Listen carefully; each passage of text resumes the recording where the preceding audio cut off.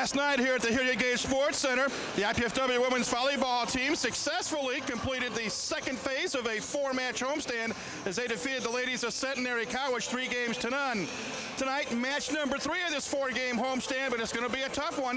The Golden Eagles of Oral Roberts University come to Fort Wayne for the very first time. They're the defending league champions, and they're one of 4 teams that are tied for first place in the Summit League. Hi again, everybody. I'm Mike Moss. Welcome to another edition of IPFW Women's Volleyball here on CATV. I'm joined, as always, by men's assistant volleyball coach Mark Franke. And Mark, IPFW has not been playing as well as they would have liked to, but they have been coming up with victories. They've been winning, but they've not been playing well, and I think that's going to be very important tonight. With a good team like Oral Roberts, they're going to have to execute well on all the fundamentals. The simple things of volleyball are the hardest to execute. That's what they have to focus on, and that goes the same for both teams. IPFW unbeaten at home this season, 11-0. Oral Roberts, the defending league champs, and they've been to the NCAA 9 times, so you've got streaks on both sides. It's an excellent program. They've done a lot in this conference. We're new to it. We've got to break into this like we did to the GLVC in the 80s and show that we're a volleyball power in Fort Wayne, too. If there's any one thing, Mark, what's the key to victory for either of these teams here tonight? What I said earlier, execution of fundamentals.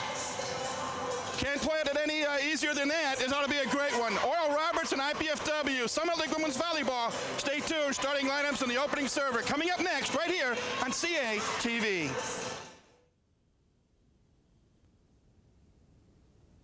I've gone away to a college where the class size is small. I've gone away to a college with a beautiful campus. I've gone away to a college that cares about diversity. I've gone away to a college where I get to live in my own apartment instead of living in a dorm room. I've gone away to a college that really isn't that far away at all. I go to IPFW. IPFW. I go to IPFW. To find out more about college life at IPFW, go to our website. Indiana University, Purdue University, Fort Wayne. One university, 2 great names. Life is good, but with a master's degree from IPFW, it could be even better. You could land a promotion, earn more money, become a leader in your field. And IPFW makes it easy. With affordable tuition, night and weekend classes, and more than 20 graduate programs from business to education to public affairs and more. Become the master of your future. Indiana University, Purdue University, Fort Wayne. Your graduate university. Good evening, everybody, and welcome to the Hilliard Gage Sports Center here on the campus of IPFW in Fort Wayne, Indiana. Along with IPFW men's assistant volleyball coach Mark Franke, I'm Mike Mize, and welcome to tonight's women's volleyball match between the IPFW Mastodons and the Golden Eagles of Oral Roberts University. Mark, we talked about this a few moments ago. These are 2 of the 4 teams that are tied for first place in the Summit League with just 3 matches left in the regular season. Well, you couldn't ask for a better finish to this season. Going into the last 2 weekends, 5 teams tied for those 4 spots to get to play in the tournament. So these matches are very, very important. Let's bring you the starting lineups for tonight's match. First for the visiting Golden Eagles from Oral Roberts University. In the middle will be JoJo Souza. She is a 6'1" junior from Sao Paulo, Brazil. On the outside is Daniela Novakovic. She is a 6'3" junior from Rijeka in Croatia. The center will be Julianne Vieira. She's a 5'10" sophomore from Ribeirão Preto, Brazil. In the middle will be Jocelyn Swear. She is a 6-foot freshman from Ripon, California. On the outside will be Jeanette Ferreira. She is a 6-foot junior from Sao Paulo, Brazil. The libero will be Carol Garbado. She's a 5'7" junior from Sao Paulo, Brazil. And on the right side, the go-to gal for Oral Roberts, Jackie Oliveira. She's a 6'3" junior from Minas Gerais in Brazil. The head coach in her 5th year is Shira Sorolla. And that is the Oral Roberts starting lineup. Now the starters for IPFW. The libero is Peachy Jankowski, a 5'8" senior from Fraser, Michigan. On the outside, Rebecca Ream, a 6-foot sophomore from Wilshire, Ohio. In the middle will be Taryn Parker, a 6-foot freshman from Alto, Michigan. On the outside is Sonara Martins, a 5'10" senior from Belo Horizonte, Brazil. The center will be Jessica Dominiak, a 5'9" junior from Waterville, Ohio. Also on the outside, Mayara Schlinvine, a 5'10" freshman from Nova Petropolis, Brazil. And in the middle will be Jessica Miller, a 6'1" junior from right here in Fort Wayne, Indiana. The head coach is Kelly Hartley-Hutton in her 9th year. The associate head coach is Steve Florio. The graduate assistant is Fabiana Souza, and the trainer is Scott Kinnear. There you get a good look at Kelly Hartley-Hutton. IPFW has won the toss. They will serve first. They'll be going from left to right on your TV screen here in game 1. They'll be in the blue jerseys, white trim, white letters and numbers. ORU, white jerseys, blue numbers and letters, blue trim and blue shorts. Glad you could join us for Summit League Women's Volleyball here at the Hilliard Gate Sports Center. Peachy Jankowski, first serve of the game, is dug out. And a quick shot by Jocelyn Swear gives ORU the first point. Mark, this is not the first time these two teams have met. They played in Tulsa back in late September, and the Golden Eagles won that match 3-0. Yeah, that was early in the season. IPFW started a little bit slowly, and of course Oral Roberts is a good team, and it's a long trip down there. It's a long trip to go down there and play it, much like they're feeling tonight coming here. A double hit called on the setter, Julianne Vieira, I should say. We're tied 1-1. Jessica Dominiak with a left-handed serve for IPFW. Sonara Martins with a big dig there on a big swing by Novakovic. Set up on the right side and hammering it home is Jackie Oliveira. Mark, I spoke with ORU head coach Shira Sorolla prior to the start of the match, and their game plan is simple. Serve, pass, serve, and attack. Serve, pass, serve, and attack. In those exact words, Oliveira defensive return. Dominiak setting up Rebecca Ream, and it's off the hands of the libero Garbato, and we're tied 2-2. Well, it goes back to what I said pre-game. That really comes down to execution of the fundamentals or the basics. Serving and passing, those are the two fundamental skills at every level of volleyball, from 10-year-olds learning the game to NCAA athletes. Sophomore Jamie Schwartz into serve for the Mastodons. Taking a swing is Novakovic, but her swing is wide right, so IPFW gets the point, and now they take the lead 3-2. It looked like a combination play that didn't quite work. Short set and a quick swing for JoJo Souza. Souza picks up the kill. We played a 30 win by 2 in games 1, 2, 3, and 4. Rally point scoring means a point scored on every serve. Jump serve by Nicole Weiss, who's on the court for the first time tonight. Schlinvine with a big swing, and IPFW retakes the lead 4-3. Mayara Schlinvine, a freshman. I think the key word tonight, we're in the United States, but there are 8 players on the floor from Brazil. Yeah, both teams have a lot of Brazilians. Schlinvine serves it into the top of the net, heads backwards. That's a service error. Both coaches seem to know where there's some talent down there in Latin America, and they've been going after it. Here's JoJo Souza, 6'1" junior from Sao Paulo, Brazil. Conventional baseline float serve, dug out by Martins. Overpass. Nice dig by Peachy Jankowski. Defensive return by the Dons. Free ball chance for ORU. Big swing. That was a nice play, a really nice play. Swear handled that ball very well, got it to target, and was able to run that backslide, kind of a tight backslide, for a kill on transition. Golden Eagles lead 5-4. Again, we're game 1 of our best-of-5 match. Souza, another float serve, causing problems. It'll be a defensive return by Schwartz. Free ball chance for the Golden Eagles. They go left side. Nice dig there by Schwartz. Dominiak setting up Ream on the right side, and that is blocked. But the block is wide left. Well, the attack caught the antenna, I think is what Chuck Erb's call is there. Our official tonight, Chuck Erb ups the up official, and Eric Booman is the down official. Service ace for sophomore Rebecca Ream.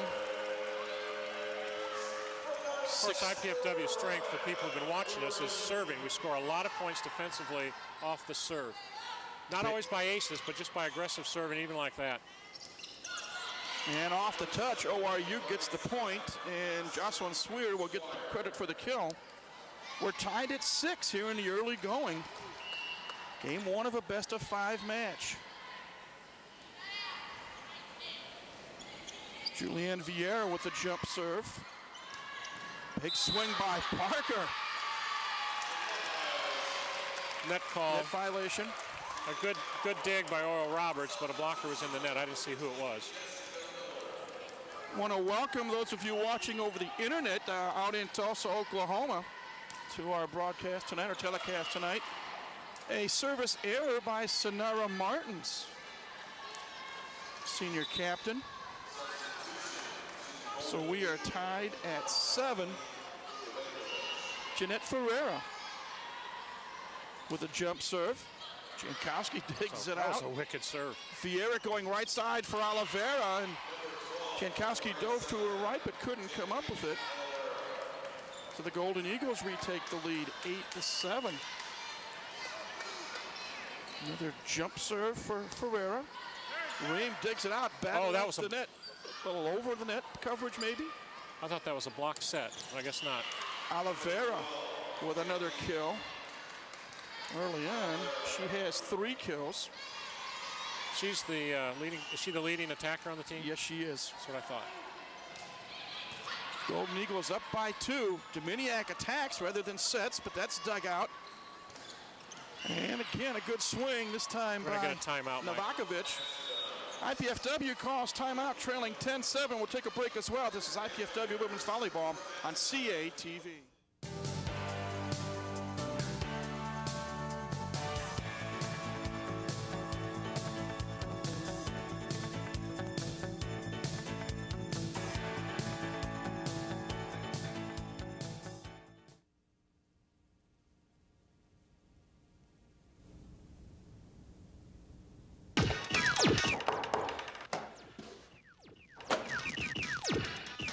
What's up? The show's at 7.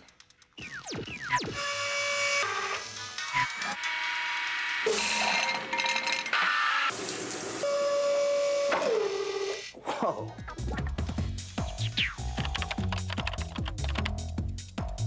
Indiana University, Purdue University, Fort Wayne. One university, 2 great names.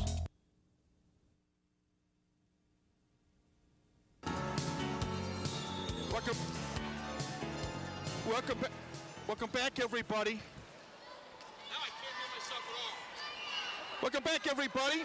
ORU on top of IPFW, 10-7. Service error by the Golden Eagles makes it a 10-8 score. IPFW trailing by 2. I still can't hear myself, Scott.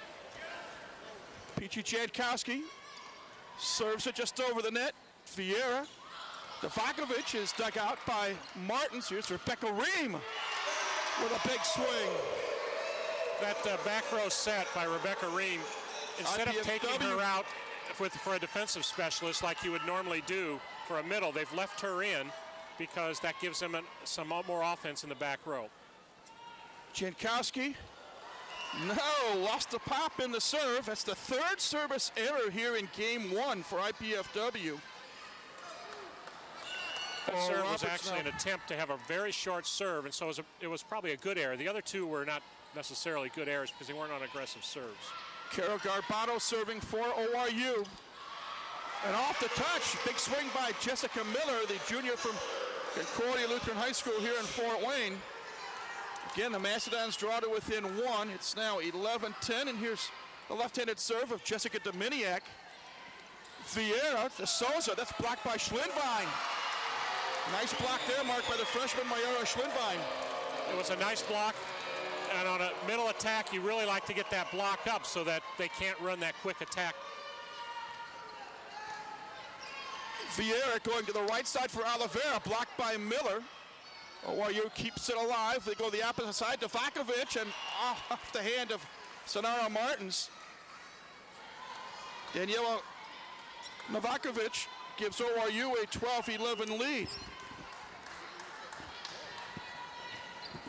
You see Kelly Hartley-Hutton on your screen. Miller, yes. A lot of force behind that swing by Jessica Miller. And we're tied once again, this time at 12. So far, both teams are showing very strong offenses, and I guess that's what we expected coming into this. Jamie Schwartz serving for IPFW. Oliveira, Dominiak with the dig. Ream going to set up Schlindwein, little dink shot. Novakovic keeps it alive. Dominiak going left side for Martins. Oliveira with the dig. Ball high in the air. Return pass to Oliveira. Well, you can see how talented a player she is, Mark. What I've been impressed with on the Oral Roberts side of the net tonight, and I don't think I've ever seen them play before, very good ball control out of the backcourt. Very good ball control. And that last set by Vieira seemed to stay in the air a long time for Oliveira. And now here is a serve that Peachy Jankowski cannot handle. And ORU now is up by 2, 14-12. Nicole Weiss with a jump serve. Jankowski handles that one. Martins on the left side. And that's dug out. Vieira going to Oliveira. She wasn't quite ready for it. Dominiak setting up Ream. And the battle of the net. Ream outduels Souza. IPFW picks up the point. One of the things that Shira Cirola said to me, Mark, was the team that wins this match tonight is the team that's going to have the most heart and wants it the most. Schlinvine with a dig. Here's Ream on the right side. Vieira snuffs it out. Big swing that time by Ferreira. And Jeanette Ferreira gets the point for Oral Roberts. They now lead 15-13. This game's been a game of short streaks. You know how volleyball can have a lot of momentum. You have teams score 4 points in a row. This has been a game of 2 points in a row. There's a net call. Net call, I believe, on Taryn Parker of IPFW. So ORU now up by 3, 16-13. That's their biggest lead here in game 1. Souza flips it over, handcuffs Jankowski for a moment. Dons have to return it defensively. Free ball chance coming up for ORU. And there you have a collision. Dominiak and Parker.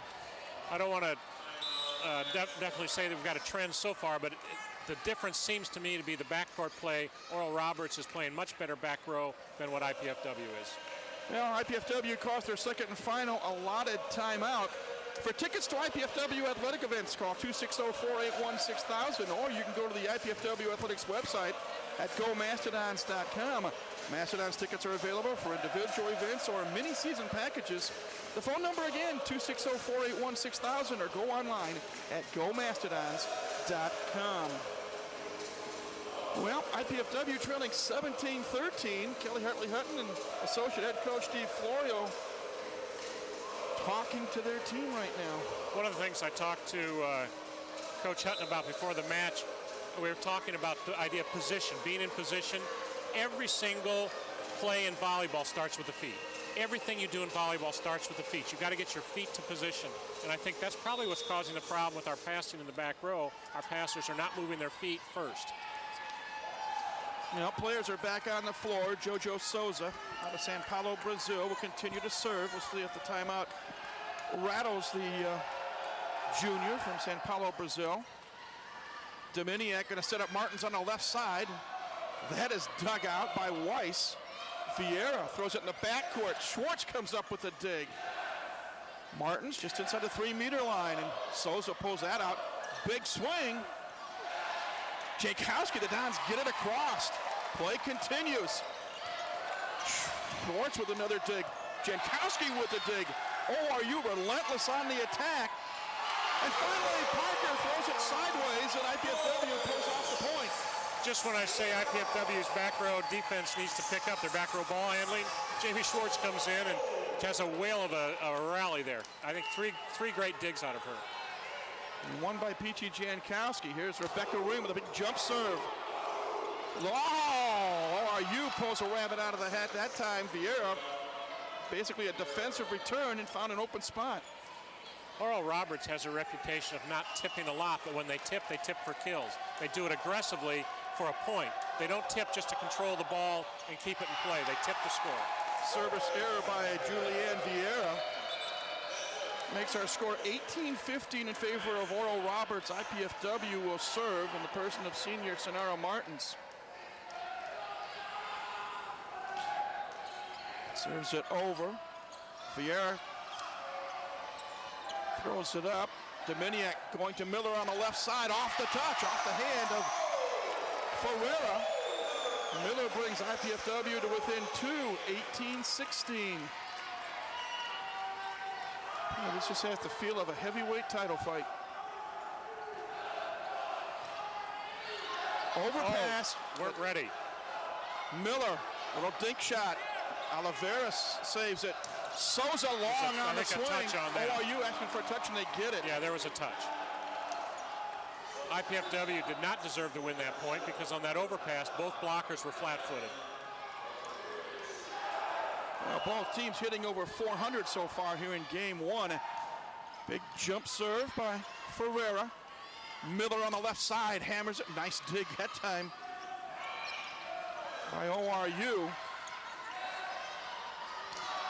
Wow, nice diving dig that time by Ferreira. Jankowski with the dig for the Dons. Back and forth we go. Right side for Oliveira. ORU just knows where Jackie Oliveira is on the court at all times. They sure do. When you get into trouble or you have a long rally like that, you look for the player you know will attack the ball aggressively. IPFW had a chance to attack the ball in the backcourt, and it was just a roll shot to control the ball. Service error by Jeanette Ferreira of ORU gives IPFW the point. Now it's a 20-17 score. And Peachy Jankowski will start the third rotation of serves for the IPFW Mastodons. Garbato digs it out. Vieira setting up Swear. Jessica Miller was up, but she was vertical. By vertical, I mean she didn't extend her hands over the net. A blocker can actually contact the attack on the other side of the net. That's perfectly legal. In fact, that's what you're supposed to do. So the ball goes down on that side. Garbato serving for ORU. Miller, and she hits the hand of Novakovic. IPFW hanging in there. Both teams, Mike, are relying a lot on a backside offense, particularly that backslide. Dominiak serving for the Dons. Oliveira off the hand of Dominiak. Well, we were told that Jackie Oliveira is the ORU go-to gal, and you're seeing it here in person. And now she's going to serve. Serves it long. Getting the service error coming to the aid of IPFW.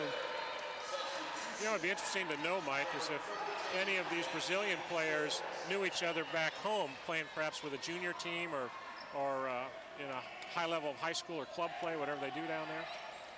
Vieira for Souza, blocked by Martins. Souza going the opposite side to Vakovic, and Jankowski digs it up. Defensive return by Ream. Let's see what ORU does. Vieira, right side for Souza. And JoJo Souza puts it away. What's that backslide again? This one went to the antenna, that low flat set, kind of a backside, what's called a 31. A quick flat set, and it's executed excellently. Nicole Weiss with the running jump serve. Jankowski digs it up. Schlinvine from the right side, and somehow Garbato keeps it alive. Let's see what the Dons do here. Dominiak for Ream, yes! The sophomore Rebecca Ream, who has led IPFW in kills all season, comes through again. 23-20 the score. IPFW trailing by 3, and there's a good look at freshman Mayara Schlinvine. Flips it over, and yes, a little bit of English on it. Weiss couldn't control it. I think she had trouble deciding if the ball was going to stay in because it took kind of a hard left turn there. That was a tough one to pass. 23-21, the ORU lead is down to 2. Schlinvine again flips it over. Garbato digs it up, Vieira. And off the touch, Jeanette Ferreira comes away with the kill. I've been impressed with the setting out of Oral Roberts. She's a sophomore, isn't she? Yes, she is. Again, there are no seniors on this Oral Roberts team. Dominiak going left side for Sonara Martins. And Oliveira comes up with a big dig. That's twice now where she's not gotten necessarily a good second ball to handle. She's used the bump set, but made a very good set so the hitter could attack the ball. She really does a good job giving her hitters a chance. 25-21, ORU. JoJo Souza flips it into the backcourt. Dominiak going right side. That'll be Bad called. set, double hit. And now the lead is up to 6, 26-21. Again, we played to 30 in games 1, 2, 3, and if need be 4. Win by 2. Souza takes her time and hits a top of the net, but Martin's able to keep it alive. Ream pulls the we had a string. net there. Parker, almost a double hit. Free ball chance, right side. Good effort by Oliveira, but the ball goes wide right, and IPFW comes away with a point. I think what you saw as a double hit was actually 2 players contacting the ball because the next player immediately put it over the net. There's Rebecca Ream, perhaps the best server for IPFW. There's an example of why she's the best server. 26-23, but IPFW really can't make any more errors here in game 1. Garbado digs it out. Vieira setting up Ferreira. Dominiak tries to find the back corner. Holly Hervey, the junior from Indianapolis, comes away with the point at the net. That's what I was talking about before, being aggressive at the net. So as soon as that ball breaks the neutral zone, you attack it. And now it's Oral Roberts that caused the first of their 2 allotted timeouts. 26-24 the score, and there you see the IPFW bench. Well, Steve, we talked about the fact that both Oral Roberts and IPFW are 2 of 5 teams that are started the weekend tied for first. Again, these 2 teams met in Tulsa September 28th, and it was all ORU 30-23, 30-15, and 32-30. They also met back last year early in the season when IPFW was still an independent, and ORU won that match 3-0 as well. Oral Roberts has been to the NCAA tournament 9 times. And 2 weeks from last night and tonight, the Summit League Women's Volleyball Championship will take place here on this court at IPFW. We're going to talk to IPFW Athletic Director Tommy Bell between games 2 and 3 about that upcoming event. This is a key serve here, Mike, after a timeout. A very important serve. Ream flips it. Garbado digs it out. Vieira, little touch shot, and somehow, now Jankowski gave it her best shot. IPFW just wasn't ready for it, and Jocelyn Swear comes through again. Sometimes you can read those touches coming, and when I talked about the feet, what she didn't do was move her feet first. She leaned forward, and then she was committed. Vieira with the serve for ORU.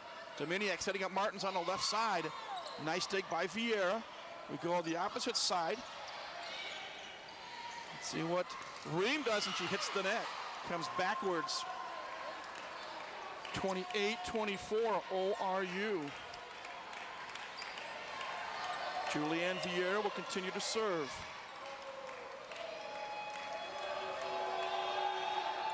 Flips it over. Schwartz digs it up. Dominiak setting up Sonara Martins. And somehow ORU keeps it alive. Oh, what a block by Oliveira. Looked like Martins was going to have a kill, and instead it's the Golden Eagles not going to serve for game 1. We've been focusing on her offense, but there she showed that defensively she can block at the net. Vieira, the jump serve. Jankowski digs it out. Hervey off the touch. Keeps IPFW alive. It's 29-25. Still a number of game points. Schwartz out. Jessica Miller in for IPFW. Sonara Martins to serve. Creases it over the net. Vieira throws it up for Ferreira. And IPFW wins the point again. There wasn't much she could do with that. She tried to tip it, but she caught the antenna. 29-26, still a game point for Oral Roberts. The setup, left side for Oliveira, and she mishits it. She mistimed her jump. 3 points in a row for IPFW. And now Oral Roberts calls their second and final timeout. Well, the timeouts now have been utilized, Mark. And as we get a look at the ORU bench, what do you think that Shira Ciola is saying to her team? Well, she's saying stay with the game plan. They're at game point. All they have to do is side out once, it's over. And they have 2 opportunities to side out. So it's just a matter of calm down, just get the point.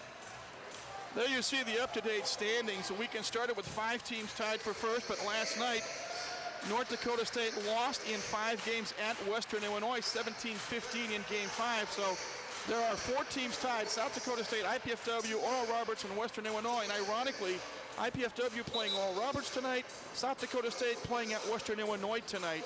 So when this night's over, there will be 2 teams left. Now, only 4 teams will make the trip here to Fort Wayne for the conference tournament in 2 weeks. And it's going to be one heck of a finish. And then next week, Oral Roberts goes to the Dakotas and plays both of those. So it's going to be a heck of a finish to this league. Now the teams are back on the floor. Sonara Martins will continue to serve. There you see the special student cheering section. You know those guys? Never saw them in my life. I think they're on the FBI's most wanted list. No, I think Hervey with a block at the net. Vieira going to Oliveira. And there we go. Yep. And that takes care of that. Oral Roberts wins game 1, 30-27. We will take a break. The teams will change ends and get ready for game 2. This is IPFW Women's Volleyball, and you're watching NSCA TV.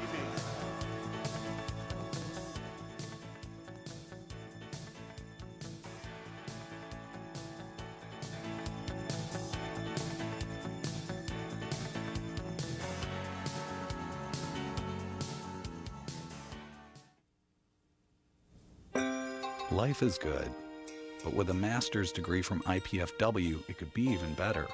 You could land a promotion, earn more money, become a leader in your field. And IPFW makes it easy. With affordable tuition, night and weekend classes, and more than 20 graduate programs from business to education to public affairs and more. Become the master of your future. Indiana University, Purdue University, Fort Wayne, your graduate university. Pizza! Pizza! I must eat. Wait, what is this? Capsicum annum? Agaricus bisporus? Allium cepa? Can we eat this? Peppers, mushrooms, and onions. Eat your pizza, man.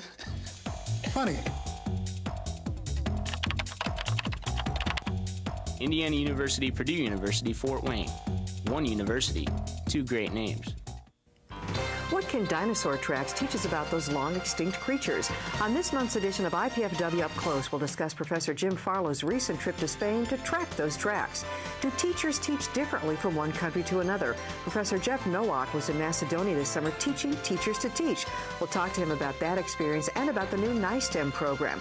And we'll talk with the campus coordinator of the United Way Fund Drive to find out more about where your contributions are going. Join me, Susan Alderman, for IPFW Up Close, Sundays at noon.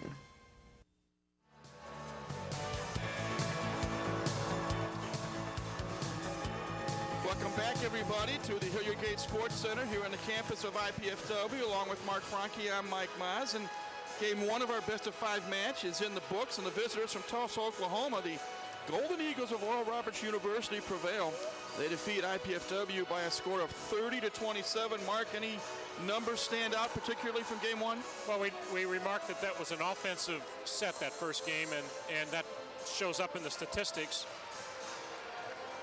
We see some highlights here. We just saw a defensive play, but only 6 hitting errors between 2 teams on 87 attempts. That's amazing.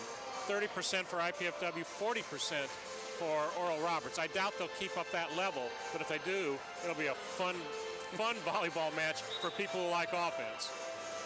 So you see a big swing there by Jocelyn Swear of Oral Roberts. And as we were told prior to the start of the match by ORU head coach Shira Sorolla, attack, attack, and attack some more. And I think that's why she called that last time out, because they'd gotten away from that. Remember I said Oral Roberts does tip, but they tip aggressively for kills. They were tipping just to keep the ball in play.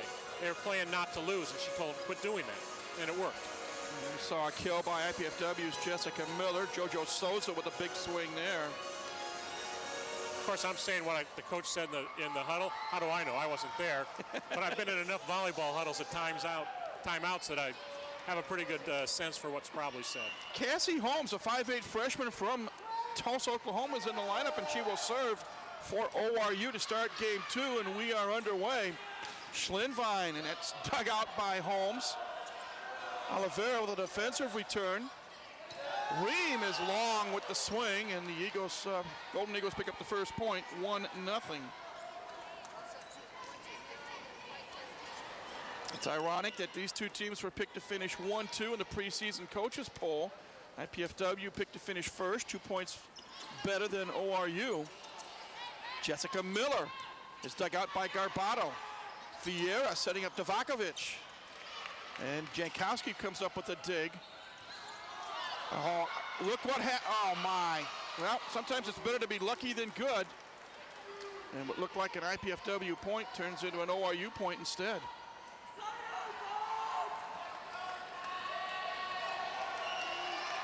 Cassie Holmes will continue to serve. Miller digs it up. Dominiak going left side for Mayara Schlinvine, and off the touch. Schlinvine picks up the kill. Just her third of the match. I think that the deep corners are open on both sides of the net. It's a matter of your hitters going back for those corners and controlling the ball to keep it in. In game 1, Jackie Oliveira had 7 kills, and Jocelyn Swear had 6 for Oral Roberts, and Rebecca Ream had 6 kills, and Jessica Miller 4 for IPFW. Jamie Schwartz, the sophomore from Decatur, Indiana, in to serve.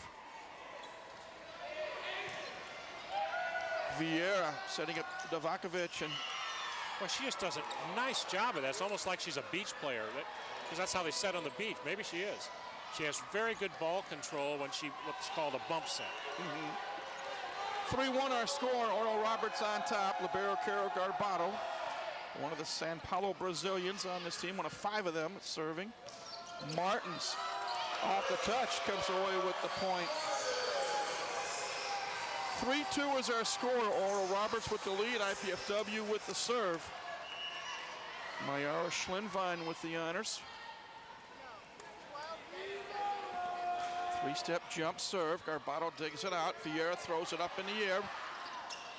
And Parker comes away with the point. Karen Parker, freshman from Alto, Michigan. I think Parker has been developing well out of that middle. Coming in after the season started, working her way into the starting lineup. It gets better every weekend, I think. Quick glance at Shira Ciola, the head coach for Oral Roberts, and Schlinvine commits a service error. In game 1, IPFW had 3 service aces and 3 service errors. Schlinvine's struggling with her serve right now. We saw the same thing earlier this week. Jackie Oliveira hits the pole with the serve, so that's a service error. And that is the 5th one committed by ORU tonight. We're tied at 4. Rebecca Ream, the sophomore from Ohio, will serve. Oliveira flips it up. Schwartz digs it up. Ream, yeah, oh, looked good from our angle. Not so says the lines judge. Garbato, the libero, rolled back deep into that corner there because she saw Ream coming down the line and knew that the blocker was not out there to seal the antenna. Nicole Weiss in to serve for ORU. They're up 5-4 in game 2. They won game 1, 30-27. Dominiak going left side for Sonara Martins, and she's long and strong. Remember I said the corners are open, hitters ought to go long? Yes. Well, they heard me on the IPFW side, but they're not keeping the ball in place. The problem. You'll be catching that jet stream here in the Gate Center. Weiss with another jump serve. Dominiak going right side for Ream. Dug out by Weiss. Ferreira. Off the block, hit the antenna. Well, timeout called by IPFW. They trail Oral Roberts 7-4 in game 2. This is IPFW Women's Volleyball on CATV.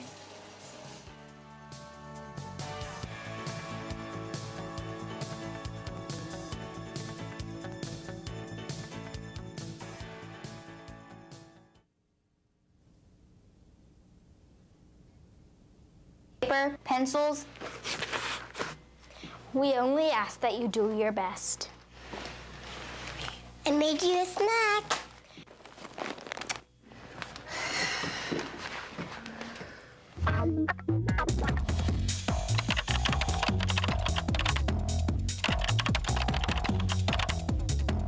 Indiana University, Purdue University, Fort Wayne. One university, two great names.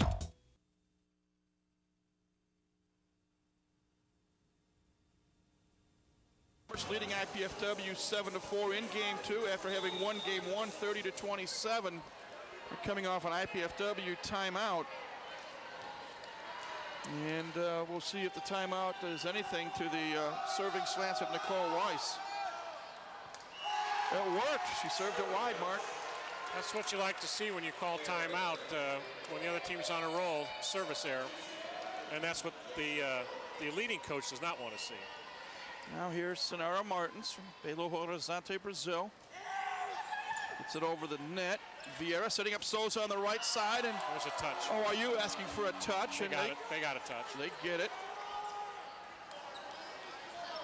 Both line judges called the touch. 8-5 our score. Oral Roberts with the lead. Here's JoJo Souza to serve.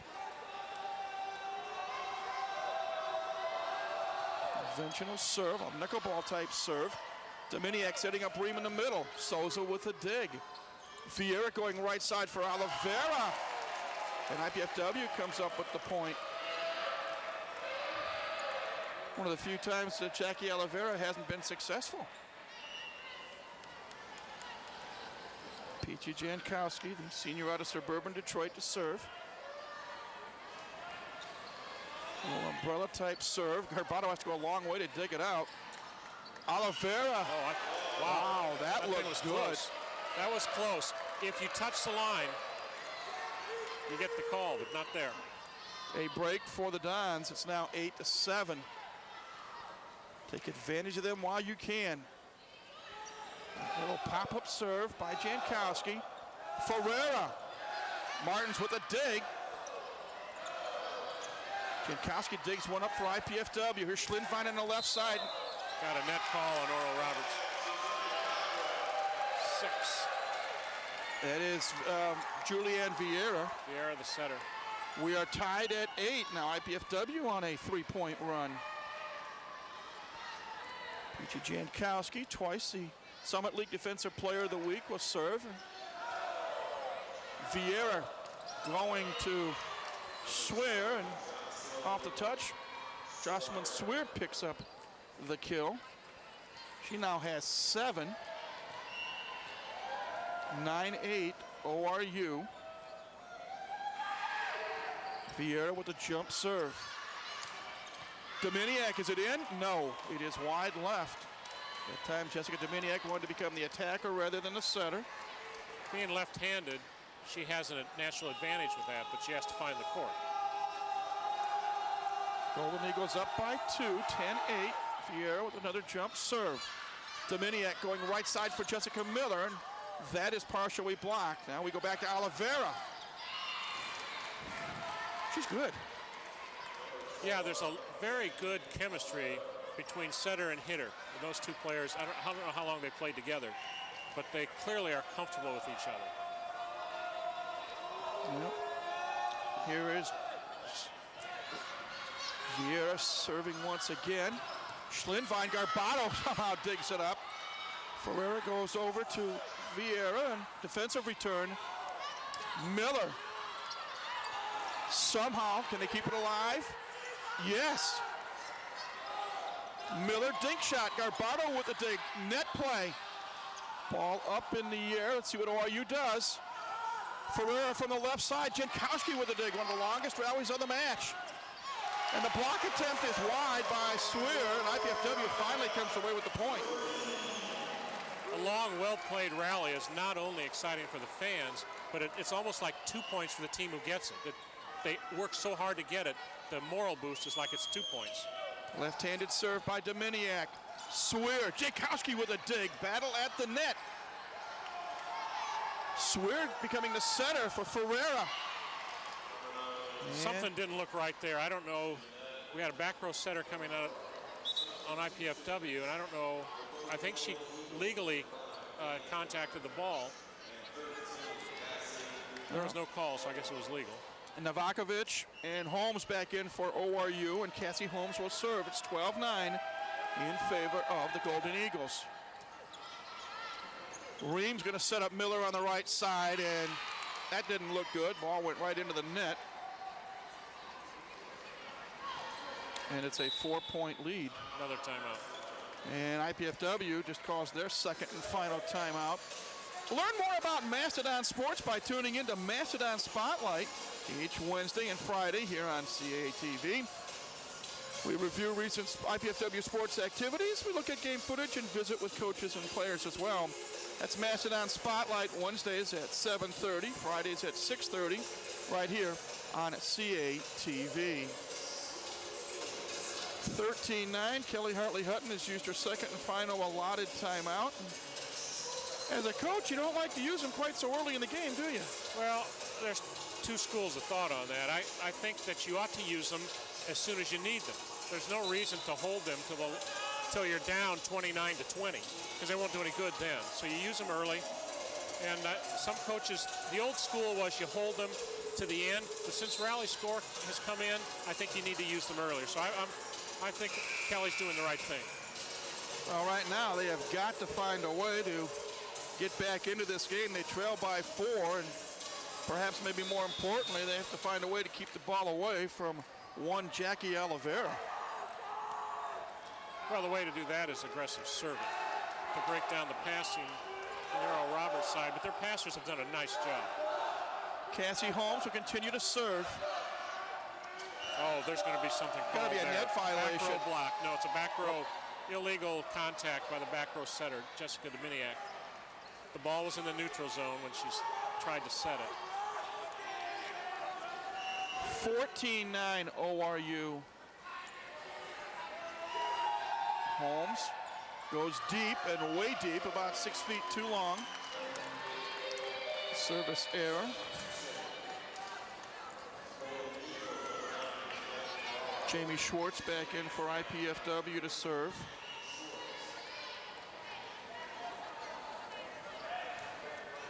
Flips it over. Vieira going for Oliveira. Like taking candy from a baby. I think she split the block there.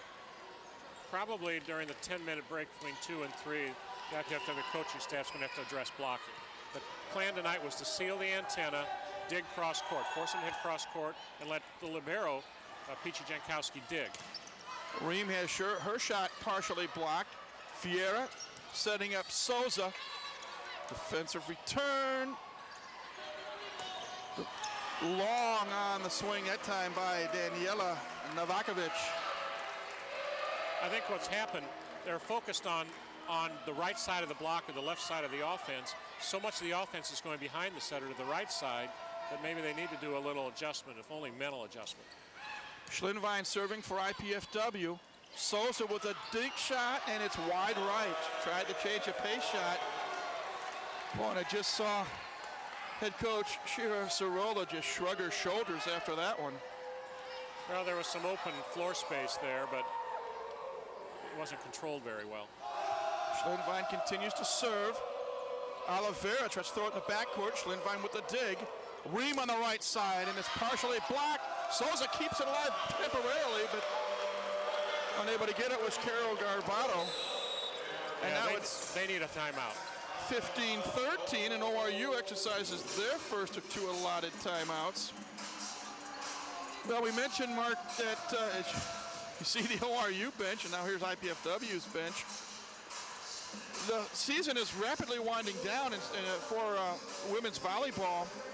We've got these matches tonight, and besides this one here, we mentioned earlier, South Dakota State's at Western Illinois. Centenary, who IPFW defeated last night, is down in Indianapolis taking on the IUPUI Jaguars. And North Dakota State is in Kansas City to take on the Kangaroos of UMKC. Tomorrow afternoon, Oakland will travel from suburban Detroit down to Indianapolis to take on IUPUI. And then next weekend is the final weekend of conference play. We mentioned earlier that Oral Roberts travels to North Dakota State and then South Dakota State Friday and Saturday. IPFW will play Western Illinois here on Friday night. That'll be a televised match here on CATV. And then on Sunday, they'll travel to IUPUI. Good luck Friday night. I'll be with the men's team. We have a rematch with UC Irvine out in Buffalo next Friday night, so I'll miss this one. Party pooper. Well, I like another shot at them after they won the national championship by beating us last year. That's illegal. That's illegal. Yeah. Yep. IPFW wins that point, and now it's 15-14. Exactly what happened there, Mark? She came out of the back row, same thing we had on the IPFW side a minute ago. The setter's in the back row. She can't pull the ball back when it crosses the net. Mayara Schlinvine serving for the tie here in game 2. Ferreira digs it out. Vieira setting up Novakovic. Blocked by Parker. What a block by the freshman Taryn Parker. We're tied at 15. Oral Roberts is just not sinking right now, and it's affecting them mentally as much as physically. IPFW on a 5-0 run. Serving for the lead. Vieira, right side for Oliveira. When in doubt. When in doubt. Off the touch. Jackie Oliveira now with 10 kills in this match. Last night at Oakland, she had 14 kills and 17 digs. It's a lot of digs. Souza keeps it alive, and Daniela Novakovic comes away with the kill. How tall is Novakovic? 6'3"? She is listed as... Oliveira is also listed at 6'3", but she doesn't look nearly as tall. Well, Oliveira will continue to serve. It's now 17-15. Another net violation. Novakovic. And that's twice that's been called. Call was questioned. I think maybe feeling that it was really the ball that got the net during the blocking attempt. Ream serving for IPFW. Oliveira right side, partially blocked. Parker keeps it alive. Oliveira with a dig. Ferreira and Schwartz comes up with a dig for IPFW. Martin's on the left side and off the touch. The Dons tie it up at 17.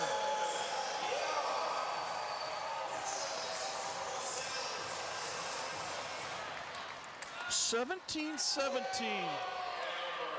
Rebecca Ream will continue to serve for IPFW. Big jump serve. Just long, and I mean just long. Ball had some top spin. It started dropping rapidly. But boy, when she first contacted the ball, it looked like it was going to go off the back wall. Now here's Nicole Weiss in to serve for Oral Roberts. Running jump serve. Jankowski has to return it defensively. Souza on the right side. Yes. JoJo Souza with her 4th kill of the night. I'd love to have some hitting charts in this match tonight, see what percent of the attacks are coming from the backside, particularly the middle on a slide. Jump serve by Weiss. IPFW having trouble getting it over. Vieira going back to Souza. Ream with a dig. Dominiak setting it up for Rebecca Ream. Oh, nice dig by Weiss. Garbano going to Oliveira on the right side. Diving dig by Schwartz. Parker. Oliveira somehow got a hand on it. What can IPFW do here? Martin's on the left side. Oliveira with a diving dig and off the touch. IPFW wins the point. Julianne Vieira not happy. Another long rally.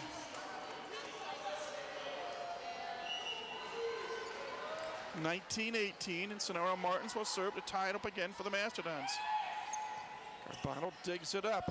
Ferreira, the block is wide. When you're blocking the outside near the pin, you need to turn your hands in so the ball comes back into the court. When you go up straight, parallel to the net, the ball's going to go out of bounds when the hitter comes in at an angle. JoJo Souza throws it up. Martins digs it for IPFW. Dominiak going to Miller. Fortunate break at the top of the net and dove down and hit just inside the line. Miller says thank you very much. Yeah, there's nothing you can do to defend against that. When you get a break like that, if it's your break, you accept it. If it goes against you, you just shrug it off and play the next ball. Peachy Jankowski to serve. IPFW trailing 20-19. Vieira going to Ferreira. Blocked by Miller. That was what I was talking about before. You notice the difference in the angle of the block. Another block by Schlinvine.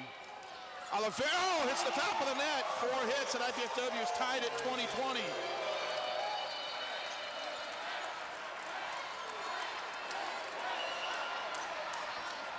And now let's see what IPFW can do. Another little lollipop type serve. Swear hits the net and it comes back at her, and IPFW takes the lead.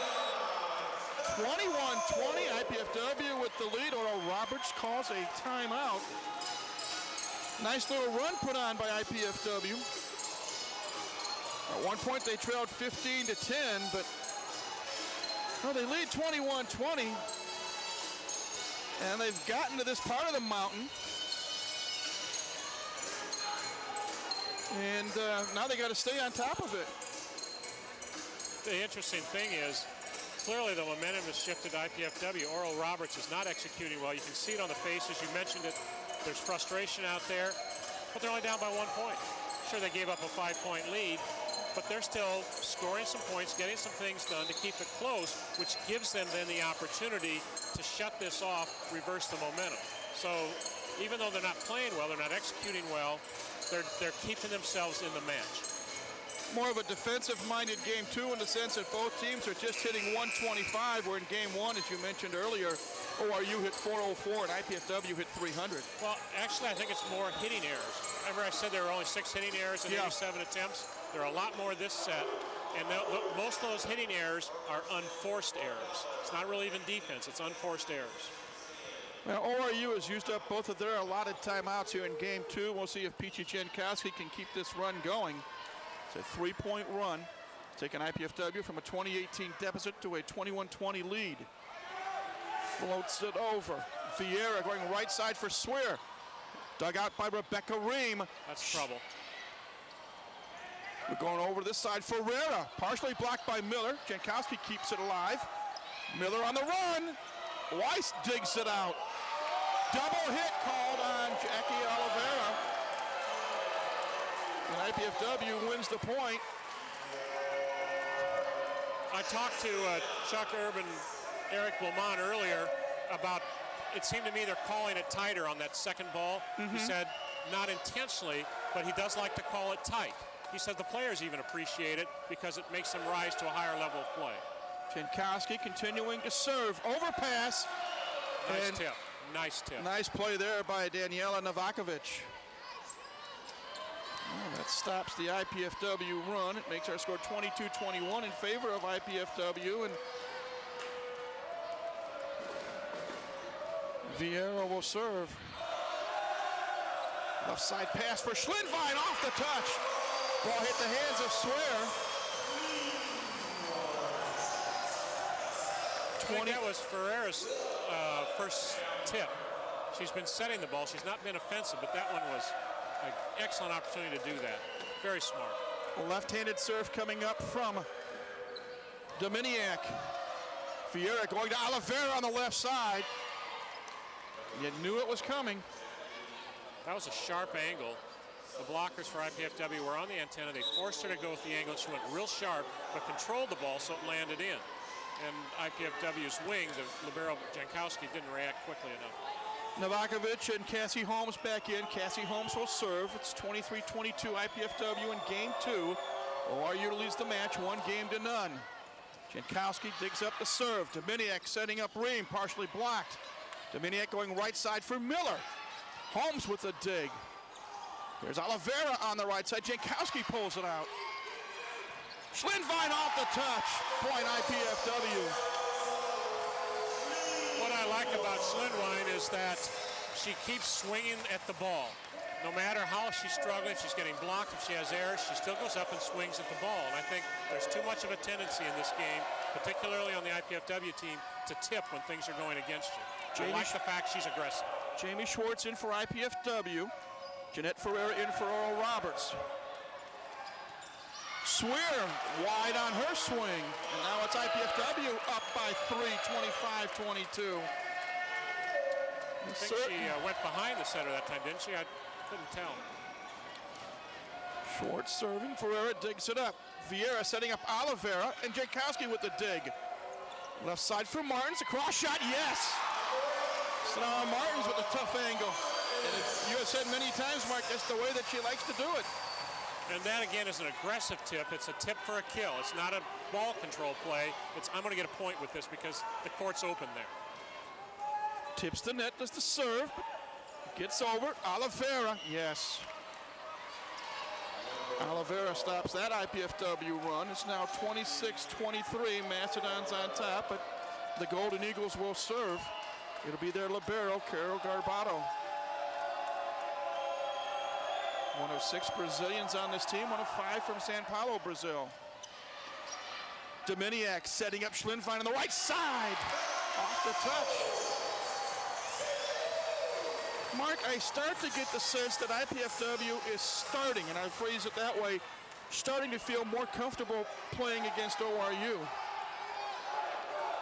Well, they're certainly scoring well. Boy, she's just struggling with that. She's really struggling. Service error by Schlinfein, and now we'll see Jackie Oliveira serve. I wonder if at some point the coaching staff's going to sub her at the serve and not after the serve. Dominiak going left side for Sonara Martins. Change of pace shot. Mike, going back to your question or your comment, I don't think it's so much IPFW. I think it's Oral Roberts. They've gotten a little discombobulated over there. IPFW's been playing aggressively the whole time. They're executing real well right now. Rebecca Ream serving at 28-24. Novakovic, net violation, I think. Net on the block, but the block went out of bounds anyways. Makes it 28-25.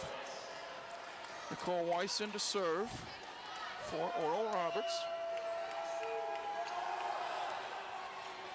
Schwartz digs it out. Jankowski going to set up Martins on the left side. Garbato with the dig. Ferreira. Can Ream get to it? Ball nice still hustle, in the air. Nice hustle. Jankowski over. Yes. Let's see what happens. This is a nice play Souza here. and Ream with a big dig at the net. Jankowski keeps it alive.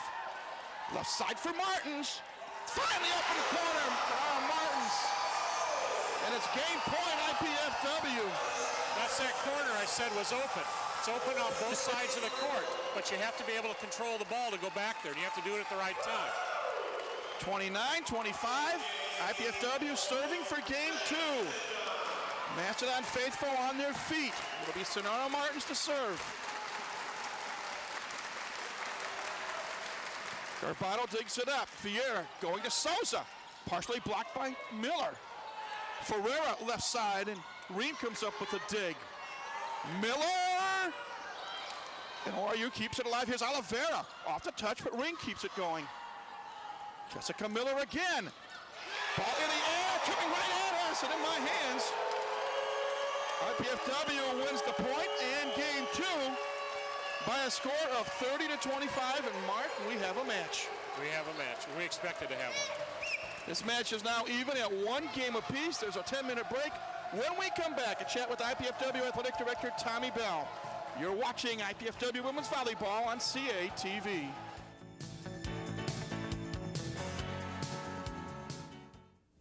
I guess I'm like most kids. I work hard, I go to class, and I want a degree that's going to mean something. I had offers from other universities, but I wanted the best out of my college choice. I wanted a great education and the campus life to go with it. Student housing, Division I sports. I found it all right here at IPFW. Hey, this is my university, my life, so it's got to feel right. I'm really glad I chose IPFW. I love it here. Go to the website. Indiana University, Purdue University, Fort Wayne. One university, 2 great names. This is the training manual for a 747. And these are all the documents the average homeowner signs at closing. Now, no one climbs into the cockpit of a 747 without knowing this inside and out. On the other hand, most people don't even read these, even though they're making the biggest purchase of their lives. In all fairness, it's not easy reading. That's why the Mortgage Bankers Association made this, the simple facts. Something you can read and actually understand long before closing. It is not a sales tool, and because it was created by the Mortgage Bankers Association, it doesn't promote any single bank or type of mortgage. It's just designed to help you get the mortgage that makes the most sense for you. Get your copy at homeloanlearningcenter.com. That's homeloanlearningcenter.com. The simple facts, the name says it all.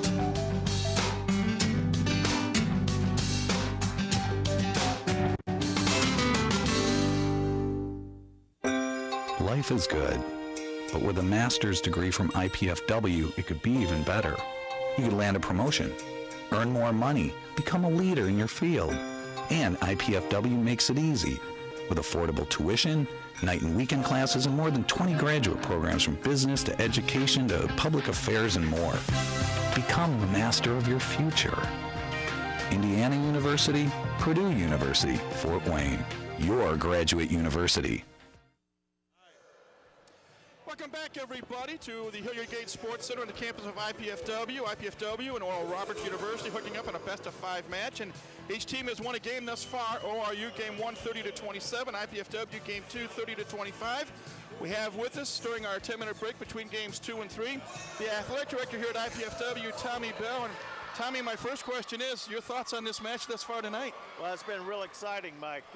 Both teams are playing very well. That last game was more like a war going back and forth. It's been pretty impressive. Well, one of the reasons I wanted you to come on and talk tonight, Tommy, was to tell our viewers a little bit about something that's going to take place 2 weeks from now, the 16th and 17th, here at the Hilliard Gate Sports Center. And that's the Summit League Women's Volleyball Championships, where the winner gets to go to the NCAAs. That's right, Mike. We're going to be hosting the Summit League Championship, and the top 4 teams that finish in the regular season in the Summit League are going to be coming here to Fort Wayne to battle out for that NCAA direct bid to the NCAA tournament. Well, it's a bid that I know IPFW yearns to get after having spent the last 6 years as an independent. It's a bid that Oral Roberts got last year as they defeated now Horizon League member Valparaiso in the championship match 3-2, and the Golden Eagles have been there 9 times, so it's time for the Mastodons to make the trip, don't you think? I think it's time for a changing of the guard in the Summit League. Tommy, I also wanted to talk about the first ever Summit League championship that IPFW won, and that took place a week ago today on the cross-country course. Oh, that was exciting. I actually went there, Mike. I was there at Macomb, Illinois. There were 10 teams representing each institution. The men ran first, the women ran second, and it was thrilling to watch our women run the race of their lives. And they came back and they tied Southern Utah University for the Summit League crown, and there's no tiebreaker in the conference, so they crowned each school conference champion, and so our team got to bring back the trophies and the medals, so they were pretty excited about that. And also Mike Frucci was selected Coach of the Year in the Summit League for the women's team. Yes, he was. He's selected by the other coaches of the conference, and he was named Coach of the Year, and he's also our first ever Coach of the Year in the Summit League. Briefly, Tommy, volleyball is winding down. The fall sports season is winding down, but that also means that basketball is just around the corner. In fact, it starts next weekend. Yes, it does. Our men's basketball team will open up at the University of Wisconsin, and so they'll be playing the Badgers in the season opener, and I know Coach has done a great job. Coach Dane Fife has done a fantastic job getting our team ready, and we're looking forward to having a fantastic year in basketball. And the women's team will be in Toledo 1 week from tonight, taking on the Toledo Rockets in their season opener, a team that they defeated last year on this court, 66-55. Tommy, as always, thanks for coming over and sharing the experiences of the IPFW athletic program. And it's onward and upward. Let's see what happens here tonight and the rest of this match. Keep your fingers crossed. This is going to be a doozy. Our guest has been Tommy Bell, the Director of Athletics here at IPFW. We'll take a break and then get ready for Game 3. Again, this best-of-5 match knotted at 1 game apiece, and we're back in a moment right here on CATV.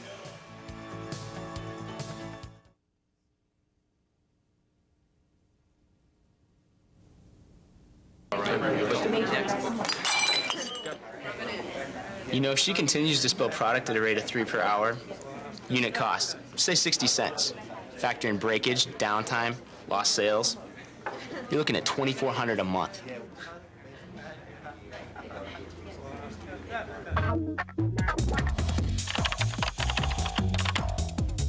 Indiana University, Purdue University, Fort Wayne. One university, 2 great names.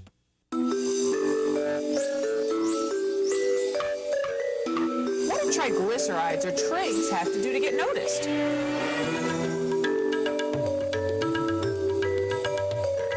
Heart disease and stroke? Really? We should pay her more attention. Normal triglycerides are below 150. High triglycerides increase your risk of heart disease. And if you're a woman, that risk goes up even more. After standing in the shadows of good and bad cholesterol, triglyceride, also known as the forgotten fat, is ready to share the spotlight and the attention.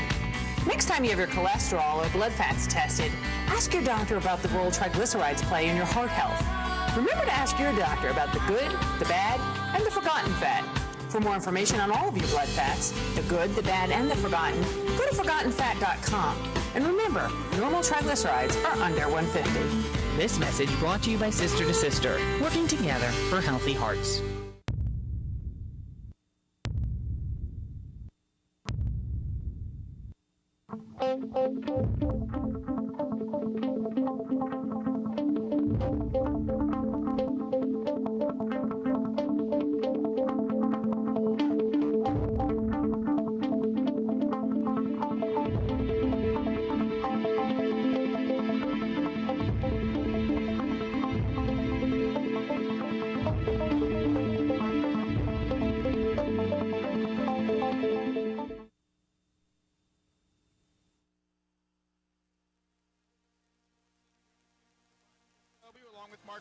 I'm Mike Maz, and we are about a minute and a half away from the start of Game 3 of our best-of-5 match. We know it's going to go at least 4. I think we might see a highlight or two coming up here momentarily, but as we wait for those highlights, Mark, your thoughts on the first 2 games of this match thus far? Well, I think what you saw was both teams playing fairly well. I think IPFW has played more consistently, more evenly, not a lot of highs, not a lot of lows, whereas Oral Roberts, definitely their play deteriorated into that second set. An interesting comment out of Tim Heffron, Associate Athletic Director, former women's volleyball coach, men's volleyball player.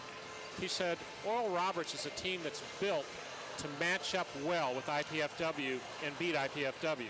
So IPFW has to play at the A game so that they can take care of that.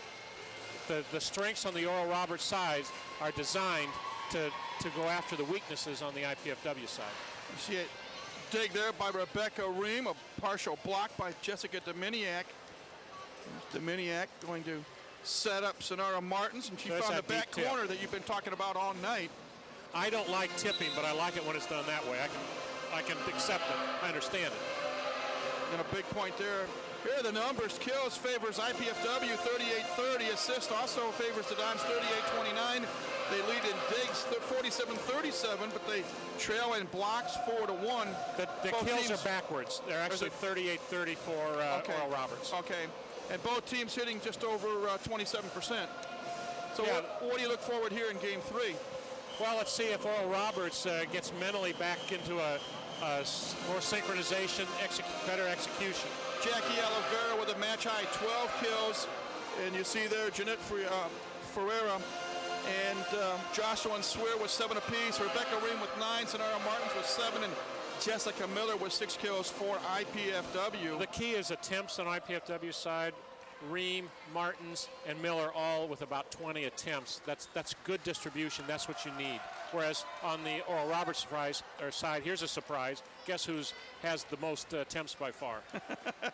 She's number 12? I think she's number 12, yeah. Also happens to have 27 swings, 12 kills. That's Jackie Oliveira. Well, we're about ready to go. IPFW will serve here in Game 3. Jessica Dominiak with the honors. They'll be going from left to right on your TV screen, and here we go. Game 3 of our best-of-5 match. Miller with a block. Here's Ream. Somehow Garbato keeps it alive. Dominiak going around. Oh, a double hit by Dominiak, and that gives ORU the first point of Game 3. I think I'll give that point to Garbato. That was a nice play she made. Down on her knees, one arm, and controlled it. She controlled it. Carol, a 5'7" junior from Sao Paulo, Brazil. This is the libero, and she'll serve. Schlinvine, oh, what a swing by the freshman, also from Brazil. That's not an easy shot coming back across your body because the line shot is open. We're tied at 1. Jamie Schwartz into serve for IPFW. Big Game 3. The winners will have a big psychological advantage going into Game 4. Novakovic hits the top of the net and heads backwards on her swing attempt. So IPFW takes a 2-1 lead. She knew she had hit that into the block, and she immediately ducked. Oh, I take that back. Oral Roberts got the point, and I'm not sure why. The block was out of bounds. Okay, it's Oliveira serving instead. And a block at the net by Novakovic. Gives the Golden Eagles a 3-1 advantage.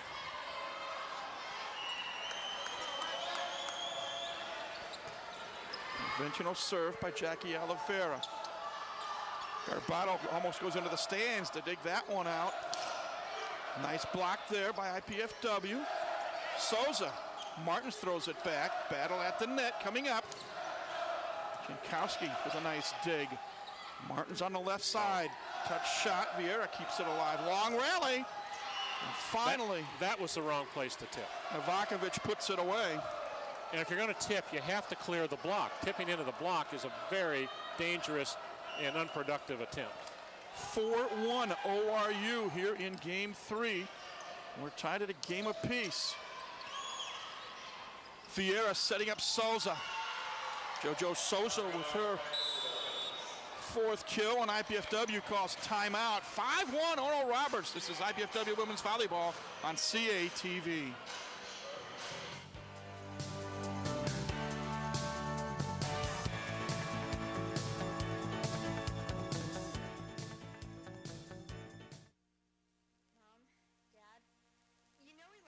And I've made a decision that will totally change my life. Cameron's too. It's a huge responsibility, leading someone into, who knows, communication or science or math. That's what life's all about, right? Learning so you can pass on knowledge to younger minds. Dad, Mom, I want to be a teacher.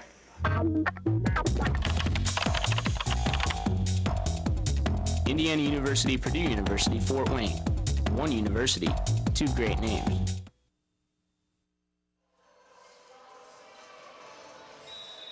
Back at the Gates Center, Oral Roberts leading IPFW 5-1 in game 3. Match tied at a game apiece. Quick start by the Golden Eagles, Mark. As we resume play after an IPFW timeout. Big swing by Mayara Schwindwein. That is one of my 3 rules of volleyball. The team that wins game 2 usually comes out behind in game 3. Okay. To start with. Well, that is the case, and here's the freshman Mayara Schwindwein with the serve. Garbato digs it up. Souza dig shot. Rebecca Ream digs it out. Martins on the left side, and Garbato with the dig for ORU. That's out. Novakovic is wide left. It's a nice attempt. It was what to do. The block was late getting out. She went down the line. She caught the tape, the top of the net. That may have directed the ball out of bounds, or she may have just been wide on her swing. I don't know. Schwindwein with a good serve. Novakovic mishits it. And IPFW now is just trailing by 1, 5-4. The set dropped inside, and she was trying to cut it back, take a real sharp angle, and didn't clear the net. Novakovic actually digs it out. Boy, Vieira had to go a long way, and Ferreira hits it into the net. IPFW has run off 4 points in a row after the timeout, and it's now 5-5.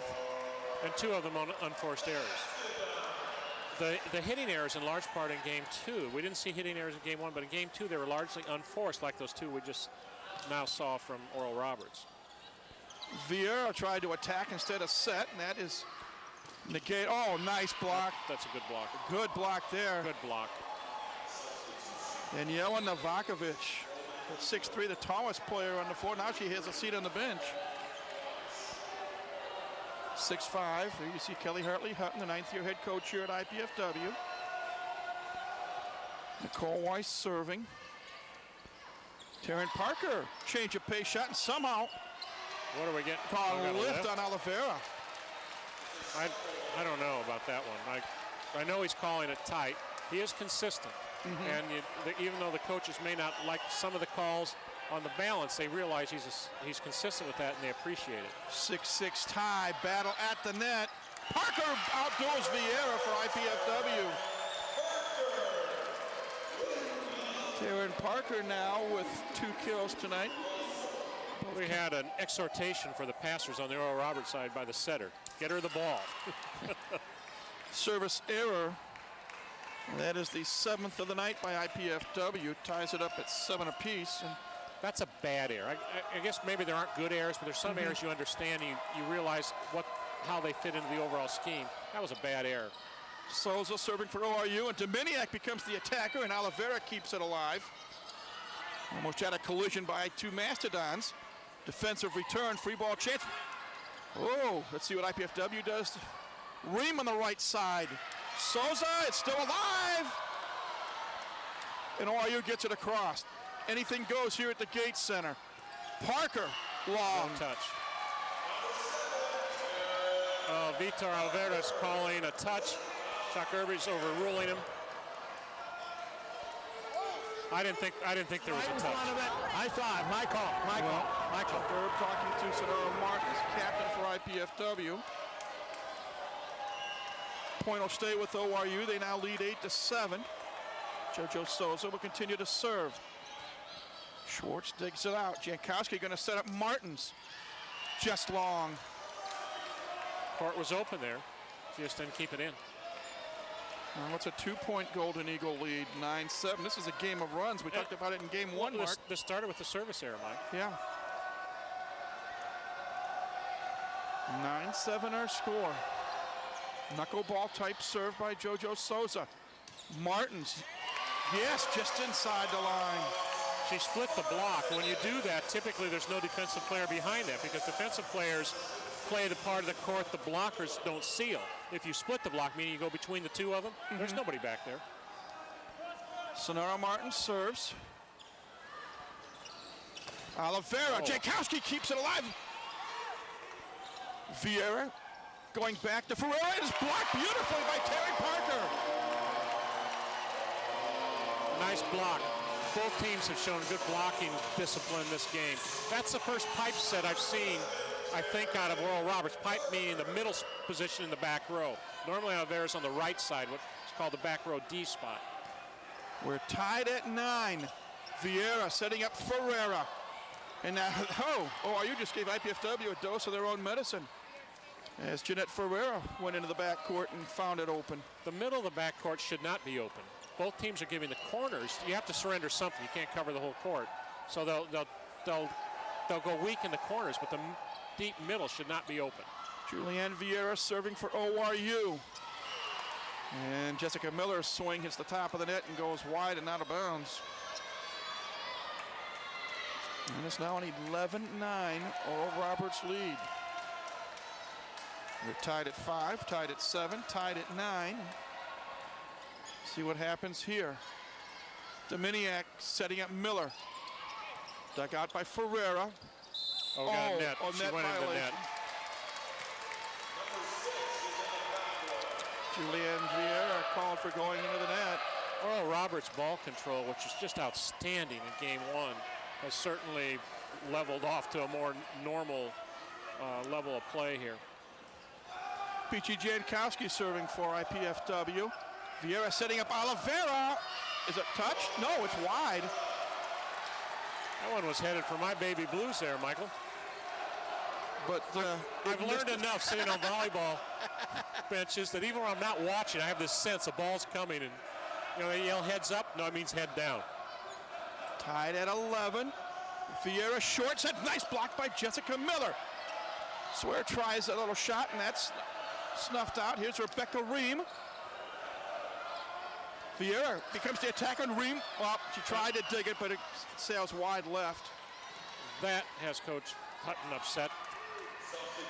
The idea of the IPFW defense is not to surrender the middle of the court. And they left that open there. Cassie Holmes in to serve for ORU. Golden Eagles up 12-11 in game 3. We're tied 1-1 in the match. Martins digs it up. Dominiak for Jessica Miller. Yes. Nice set there by Jessica Dominiak. Jessica Miller had the nice running start and had the nice swing. We hadn't seen that backslide in a while. I remember a couple weeks ago I said we were using it too much. And Coach Florio told me I just didn't know what I was talking about. And tonight, clearly he's right. Service error by Jessica Dominiak. That's the 8th service error by IPFW in this match. And once again, ORU takes the lead. Now we'll see their libero, Carol Garbato, to serve. Uh-oh, the Miniac setting up Ream. And that gets saved. Here's Jankowski with a dig. Schlinvine off the touch. One thing you can do when you have a big block in front of you is you go high off the hands and hope that the ball diverts into the stand somewhere, and that's exactly what she did there. Pretty smart for a freshman. We're tied at 13, and number 13, Jamie Schwartz, serving for the Mastodons. Vieira setting up Oliveira. Jankowski with a nice dig. Here's Martins, hits the top of the net. Comes back, we go to Schlinvine again. Mark, on some of the internet broadcasts that we've had this year, Kelly Hartley-Hutton has told me that she's really impressed with the maturation of the freshman Mayara Schlinvine becoming more offensive. Yeah, I talked to her midweek after, I think, maybe the Ball State match, and I said, but she's really struggling. Kelly said, she's struggling statistically, but she's not struggling mentally. She just keeps going up there and swinging at the ball. She keeps trying hard all the time. Now it's IPFW with the lead. Overpass, and Ream makes them pay. Rebecca Ream right in the middle of the net. Slammed that one home for her 10th kill of the night. And now it's IPFW up by 2, 15-13. And a service error. Those hurt. That's a bad time to have it. You just had a big overpass kill. You heard the crowd scream. Yeah. I'm sure they heard that on TV at home. And then you'd serve it into the net. Taking the air out of the balloon. Martins. Wow. IPFW gets that point right back at 16-14. Taryn Parker in. Mayara Schlinvine to serve. She's had trouble earlier. Let's see what happens here. Gets that one over. Thais Parada in as the new setter. And ORU gets the fortuitous break. The ball hitting the top of the net and bouncing over. Thais Parada is a 5'8" junior, also from Sao Paulo, Brazil. And here is Weiss serving. Ream, and it's blocked. And ORU ties it up at 16. One part of the game, it's a small part, but it's an important part, is coverage on an attack when there's a block up. I think Oral Roberts does a better job of that than IPFW. Here's Sonara Martins, change of pace shot, and Jackie Oliveira couldn't get there in time. IPFW retakes the lead, 17-16. Now we'll see the jump serve of Rebecca Ream. And it's long and strong. That one I don't mind as much because it was an aggressive serve that went long rather than one that hits the middle of the net. But there are too many service errors right now. IPFW has to settle that down. Well, here's JoJo Souza. We're serving, tied at 17. Dominiak going to Sonara Martins. Nice block that time. Nice dig by Rebecca Ream. Ferreira is blocked by Parker. Jankowski with a dig. Battle at the net. And IPFW pulls it off. Mano a mano on that point. You know, when that happened, I thought, no, Jessica Dominiak went up the shortest player there. There are 5 players on that ball, and the shortest player goes up and tips it over the blockers. 18-17 IPFW. Martins with the serve. Parral missed time, but somehow Garbato saves the day for ORU. Miller, yes, off of Oliveira's right hand. And ORU calls timeout, trailing IPFW 19-17 here in Game 3. We are tied in this best-of-5 match at 1 game apiece. The latest Mastodon scores and stats are available on the World Wide Web by going to GoMastodons.com. There you can check up on the teams, the players, the programs. You can check out them anytime you like. It's the official Mastodon website. Again, GoMastodons.com. Well, there's a character there. We have two Mastodon mascots, don't we? We Yes. have a brown one and a gray one, and I forget who's in which costume. First allotted timeout called by ORU head coach Shira Sorolla. They put a new setter in there. She thought that might help change things. Well, ball control's been part of the problem, but maybe with a different setter, everything gets a little better. Now that new setter again is Thais Parada. And she is out of Sao Paulo, Brazil. And she was what was called the Mid-Con Setter of the Year last year. We're getting another complaint about the men's volleyball team and their friends, the cheering section. Well, you see them on the TV right now. They're up there in the upper left corner. They always go behind the visiting team bench, and they dance and they have cheers and everything, and frequently the opposing bench will complain about that. Well, right next to us is Athletic Director Tommy Bell and Associate Athletic Director Tim Heffron, and they're going to have to go down and I think, could it be the fact that they were right behind, to some degree behind the ORU bench? Absolutely. Absolutely. I mean, we have the same problem. We go to Ball State and they do it, and we go to places that, yeah, it gets irritating, but sometimes you just have to play through it. Other times you can have some success complaining to the game administrators to calm them down. Well, play is back underway. IPFW leading by 2. Oliveira comes through off the nice short set by Parada. Yeah, she came out of that pipe set, and she did it as a combination behind a middle hitter. You say it was a short set, that's right. It was a quicker set than what you normally get out of that position. Here is Thais Parada to serve for the first time tonight. Ream digs it out. Dominiak going left side for Miller. Yes! Jessica Miller, the junior out of Concordia Lutheran High School, now has 9 kills tonight. She went over the block that time, I think, Mike. And IPFW leading 20-18. There's Peachy Jankowski. Over 2,000 career digs. Parada setting up Oliveira. And Oliveira changed the pace, changed the direction of the shot. And what's the school record for career digs? Coming into this match with Jessica was over 2,000. 2,122 and counting for the career coming into this match tonight. So she has the record? Yes, she has the record for digs in a match, 39, digs in a season, 742, and digs in a career, 2,100 and counting. She has really improved her play, I think, over the last month, right after the first month of the season. I think that's made all the difference on this team. Now, part of that is because the block has gotten better, and a defensive player is only as good as her block that's in front of her. But she's also done a much better job of ball control when she digs that cross-court shot from their left side. And a net violation called on IPFW on that play, and ORU comes up with the point. It's now 21-20 IPFW, and Carol Garbato will serve for Oral Roberts. Again, this is game 3 of a best-of-5 match, knotted at 1.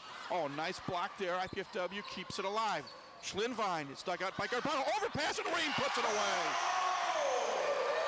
It's twice tonight that Rebecca Ream in this game has had an overpass opportunity, and she's made the most of it. Neither team is executing very well right now, but right at this point, I think IPFW is more aggressive and more alert at the net, and that's making the difference. We saw it there again on that overpass. Jamie Schwartz serving, 22-20 IPFW. Oh, we got a net call. She caught it going up. She doesn't know. Her hand caught it going up. And her is Rebecca Ream of IPFW. So ORU gets the point, and here is Jackie Oliveira to serve. Dominiak, right side for Schlinvine. Touch, yes. Oh, it's a big touch there. One thing I like a lot about Schlinvine, but one thing I really get impressed with her is she hits the ball high. She has arm extension, and she hits it very high. Schlinvine just gets it over the net. Parada setting up Souza. And JoJo Souza comes through, and she now has a half a dozen kills tonight. Now back and forth we go. It's 23-22 IPFW, but Nicole Weiss will serve for Oral Roberts. Martins digs out the serve. Dominiak going to Ream. Another net violation. And now we're tied at 23. I think that was on Parker. And IPFW decides to call a timeout and hopefully stem the tide. It can't be any more even, Mark. Each team's won a game of this 5-set match, and we're tied 23 apiece in game 3. Hitting percentages, 25.4% for ORU, 25.2% for IPFW. Kills 49-42 ORU. They also lead in assist 49-45 in kills, 49-42 in assists in favor of ORU, and they also lead in digs 60-50. IPFW leads in team blocks 6-4. But Oral Roberts picked up 3 of those 4 this game, so that's helped them. Well, IPFW now out of timeouts in game 2. ORU has one to work with. You can see that kill stat. See the ORU bench. I have to think, and we've had the chance this year, Mark, to see Summit League newcomers North Dakota State and South Dakota State. ORU definitely is the best, with the possible exception of Xavier. I got to see Xavier down in Cincinnati. ORU is a pretty good team. Back to the action here. Here's Sonara Martins, yes! With the kill. And it was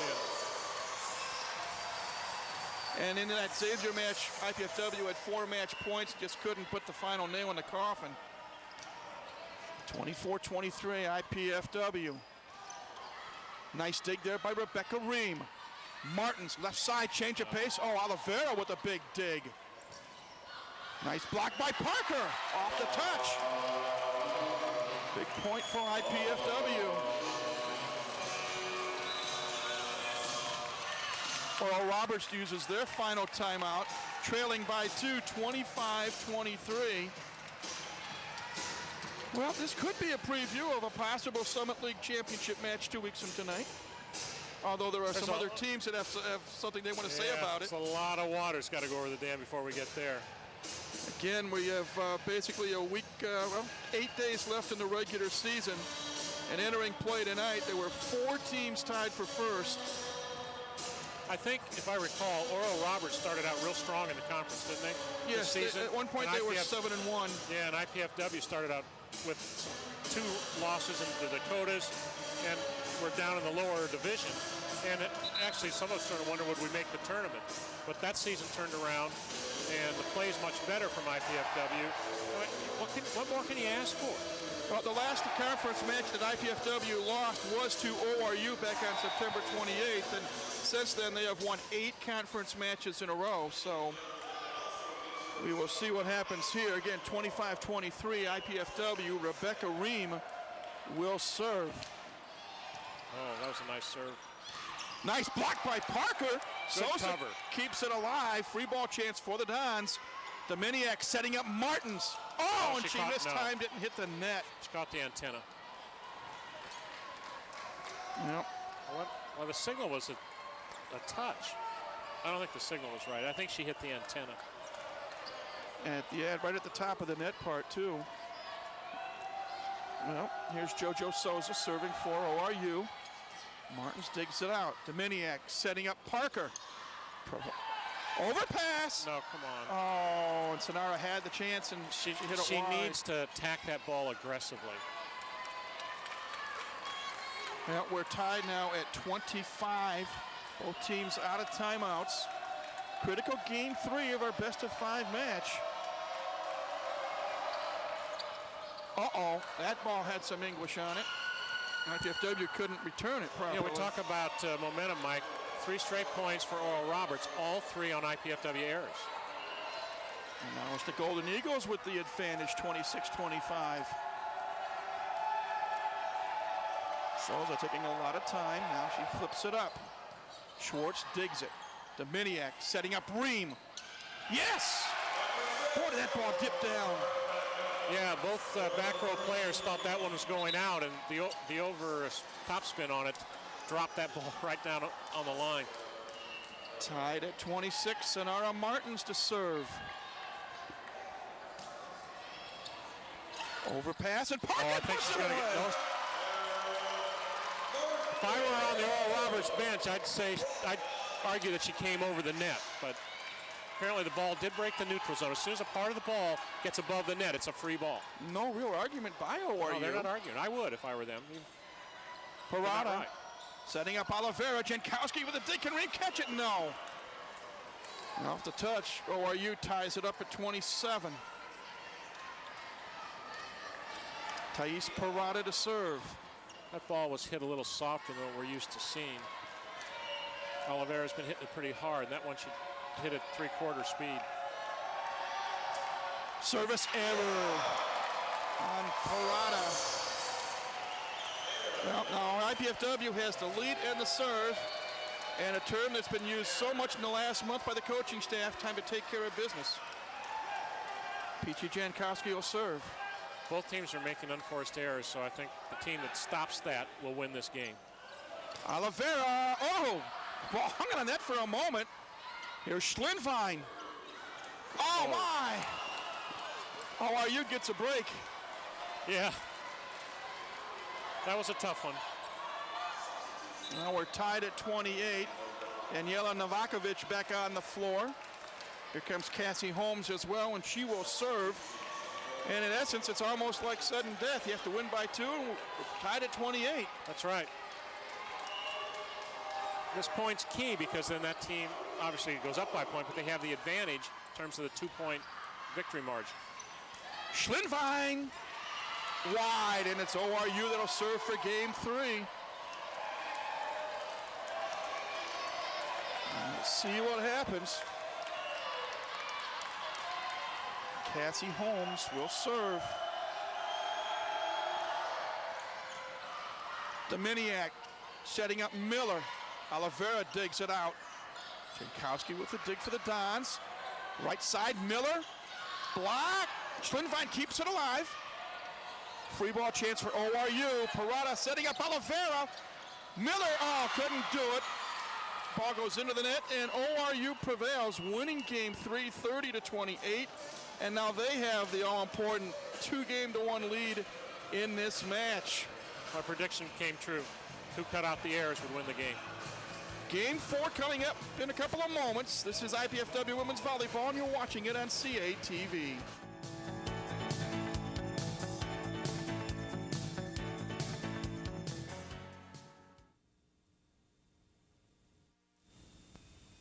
I've gone away to a college where the class size is small. I've gone away to a college with a beautiful campus. I've gone away to a college that cares about diversity. I've gone away to a college where I get to live in my own apartment instead of living in a dorm room. I've gone away to a college that really isn't that far away at all. I go to IPFW. IPFW. I go to IPFW. To find out more about college life at IPFW, go to our website.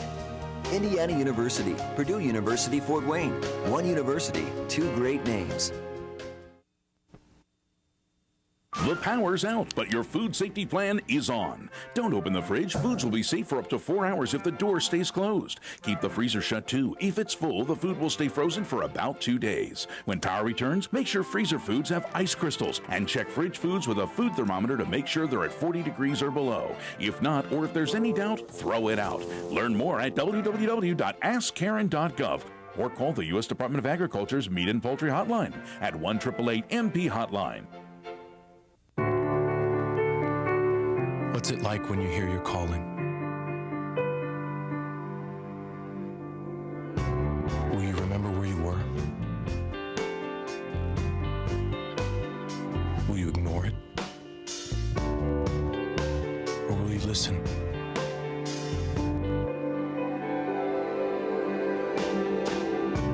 What if it calls you to go halfway around the world?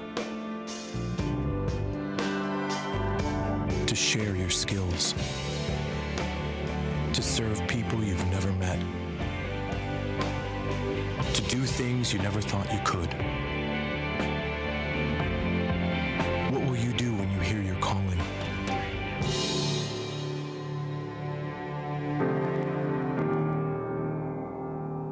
Peace Corps. Life is calling. How far will you go?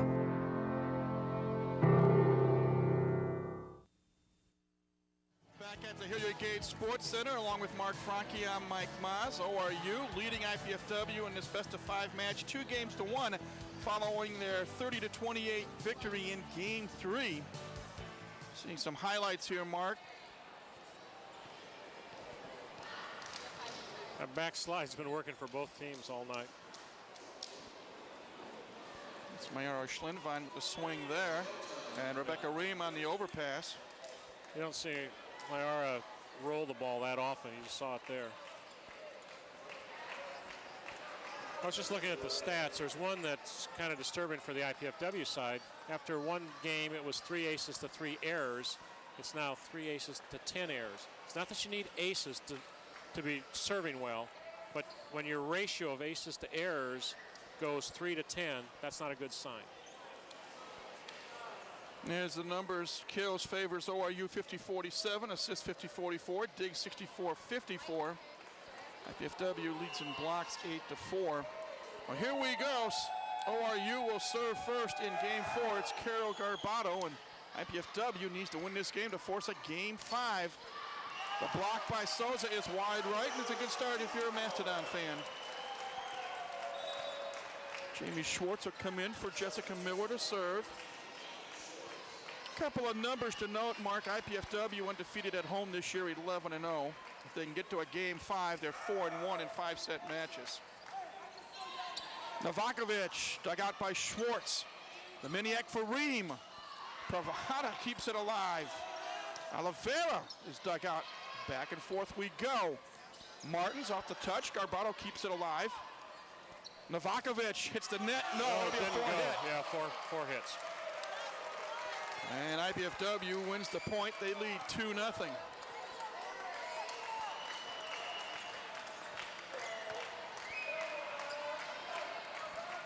Jamie Schwartz with a good serve. Handcuffs Jeanette Ferreira. That is the 4th ace of the night for IPFW.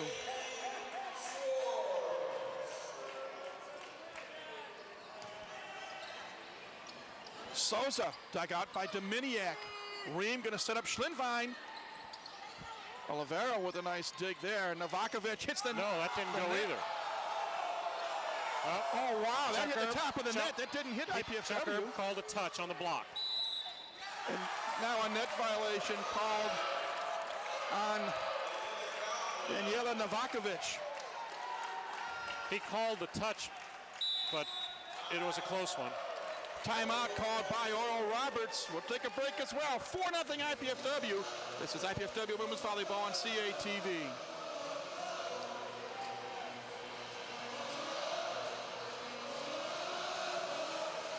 Well, we're not going away. We're going to stay here at the Gates Center. And, well, you know, it's amazing that Oral Roberts came back in that third set, strong at the end, won. And now they go down 4-0. It's just amazing how volleyball works that way. So you're going to look on the television screen and to the right of the screen to see what's up ahead for IPFW next weekend. Friday night, Western Illinois comes to town, and they are a co-leader as well. That match will be here on CATV at 7 o'clock. And then a week from tomorrow, Sunday, November the 11th, the regular season comes to a conclusion. The Mastodons travel down to Indianapolis to take on the IUPUI Jaguars. First serve at 3 p.m. And that particular match will be broadcast on the internet at GoMastodons.com. Well, here we go. After the timeout, IPFW up 4-0. Jamie Schwartz will continue to serve. Another nice serve from her. Oliveira blocked that time by Martins. Novakovic. Did that hit the pole? No, it did hit not. the top of the tape. It was close. It bounced off the top of the net. But ORU picks up their first point of Game 4. Now Jackie Oliveira will serve. That was a good serving run by Schwartz. Dominiak setting up Ream. Ferreira with a nice dig. We go to the side for Novakovic, and Jamie Schwartz comes up with a dig for IPFW. Schlinvine somehow, no. Dons cannot keep it alive, and the Golden Eagles now make it 4-2.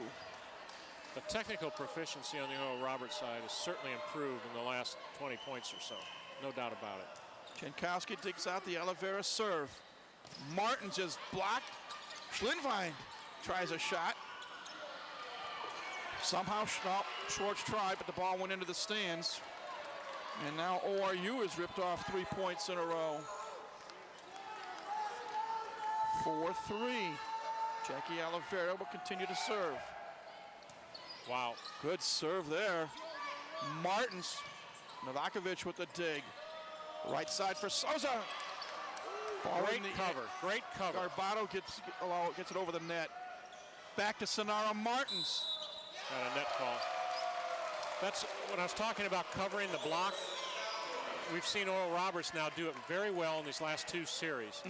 They're in position, so if the ball comes off the block, they're able to pick it up and get it back in play. They're really good at that.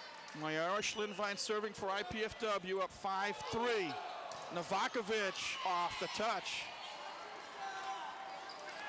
She comes up with her 12th kill of the night. Back and forth we go. Nicole Weissen to serve for ORU. Martins digs it out. Dominiak, nice dig by Oliveira. Martins, the corner shot, and Garbato with a big dig. Oliveira tries to backcourt, and that's dug out by Jankowski. Back and forth we go. Souza off the hands of Schwartz, and IPFW now finds themselves tied 5-5. And IPFW calls their first of 2 allotted timeouts, try to stem the tide here. So it's 5-5, and we'll be back, I do believe, on CATV.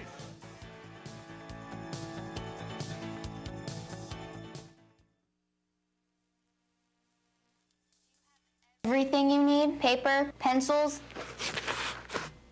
We only ask that you do your best. And made you a snack.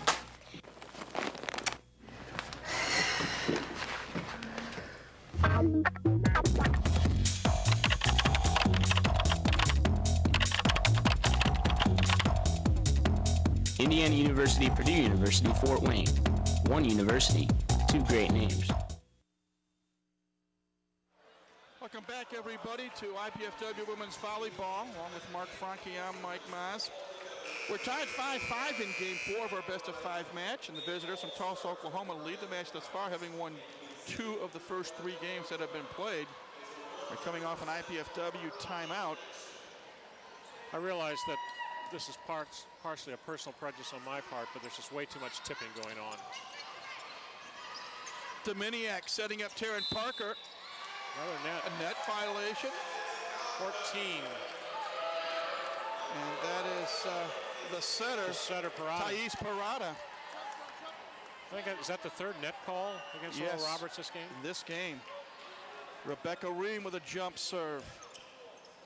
Parada setting up Ferreira. And somehow Schwartz comes up with the dig. Sonara Martins. And here's Oliveira to the rescue. And again off the touch. ORU will come away with the point. Big swing by JoJo Souza. That was a nice play on both sides of the net there. We're tied 6-6, and now Souza, 6'1" junior from San Paulo, Brazil, to serve. He's in the back left defensive corner. Schwartz digs it out. Dominiak going left side for Martins. Martins is dug out by Oliveira. Here's Ferreira. Change of pace shot, and Martins with the dig. Sonara gets the return pass, and Oliveira's right there. Nice block by Dominiak. And IPFW calls off the point. Jessica Miller in for Jamie Schwartz for IPFW. And Sonara Martins, again the senior captain from Belo Horizonte, Brazil, to serve. Overpass. Diving for it is Weiss. Dominiak going to set up Miller. Yes. Good play there on ORU's part by Nicole Weiss to keep the ball alive, but Jessica Miller puts it away. It's an 8-6 Mastodon lead.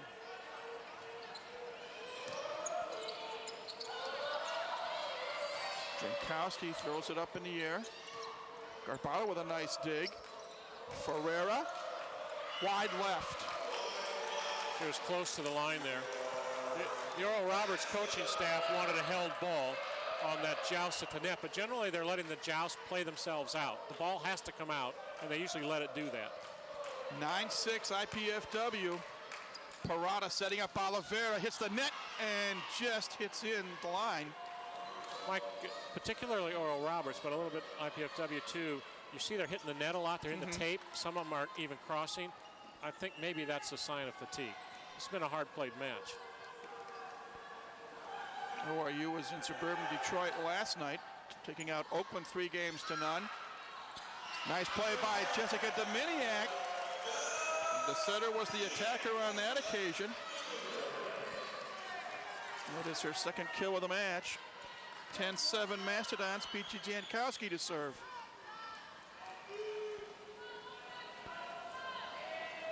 An umbrella type serve.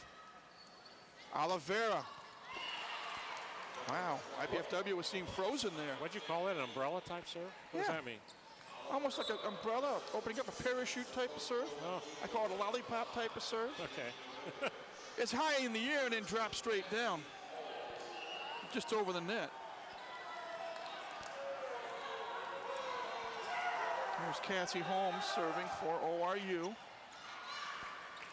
Wow. That's a bad set. Well, she was on the net. I was amazed she played that without getting into the net.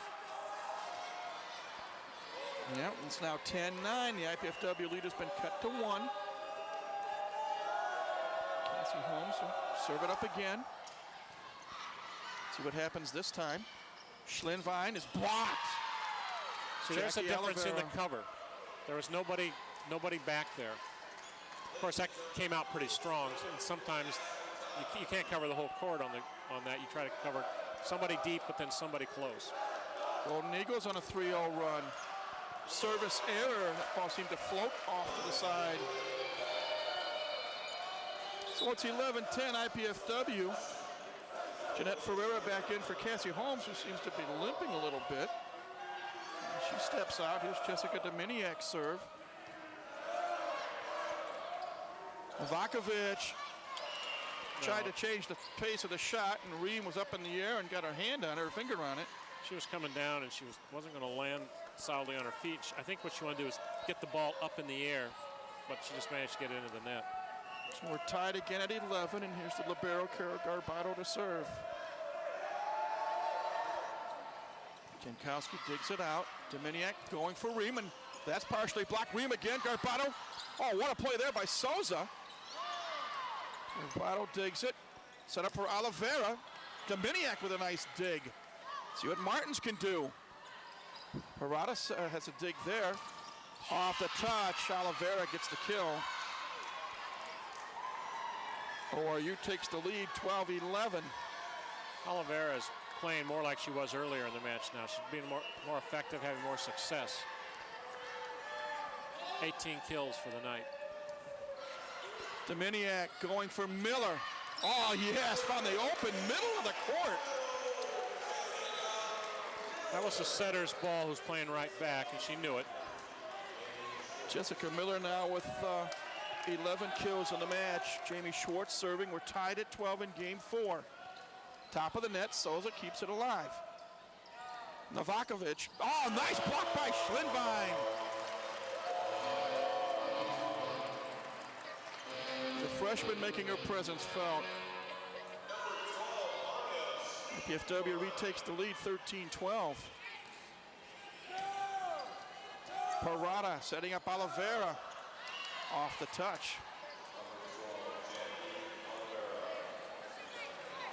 Well, in game 4 here,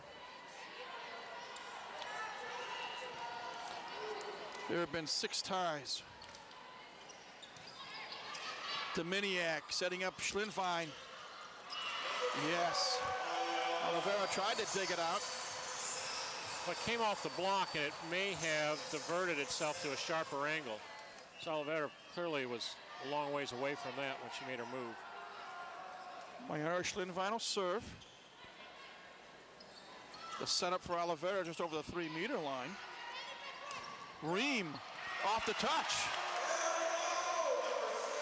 15-13 IPFW.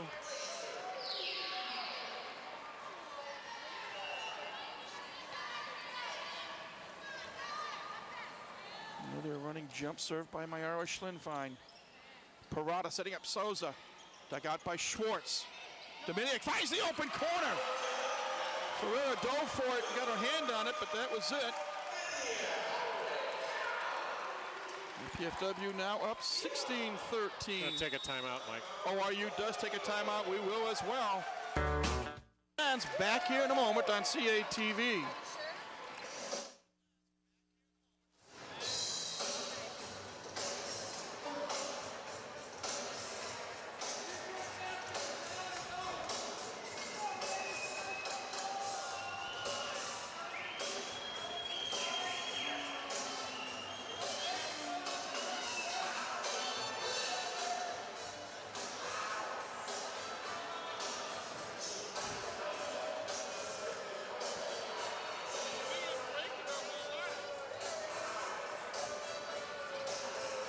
Okay, back here at the Gates Center, ORU calls their second and final allotted timeout here in Game 4.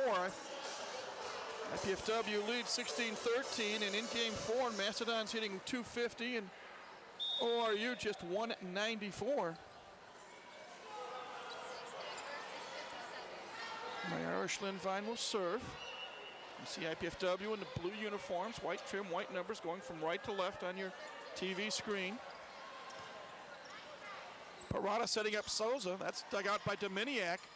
Parker going to set up Ream, and that's blocked nicely. Novakovic and Souza tag team it. The timeout ploy works for ORU. Nicole Weiss in to serve. Martins digs out the serve. Dominiak going back to Sonara Martins. Blocked partially by ORU. Parker. Oliveira keeps it alive for a moment, but the ball goes into the ORU bench. Diving attempt by Jeanette Ferreira. 17-14 IPFW, and now here's Rebecca Ream with that good jump serve.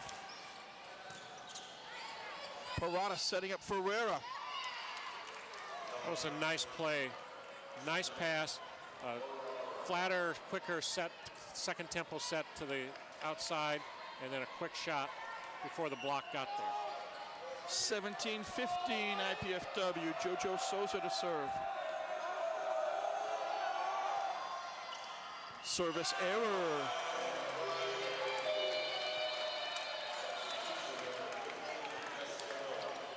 Midway in this fourth game, IPFW now up by 3. Let's see which team can put together a string of points. Parada goes offensive and gets away with it. She just clenched her fist and just almost backhanded the ball. Sonara Martins charged in thinking it was going to be a short tip, and then it was a long one. Here is Thais Parada.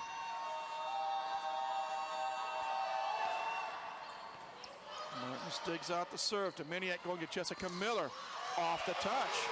Miller slammed it off the hands of Jocelyn Swear.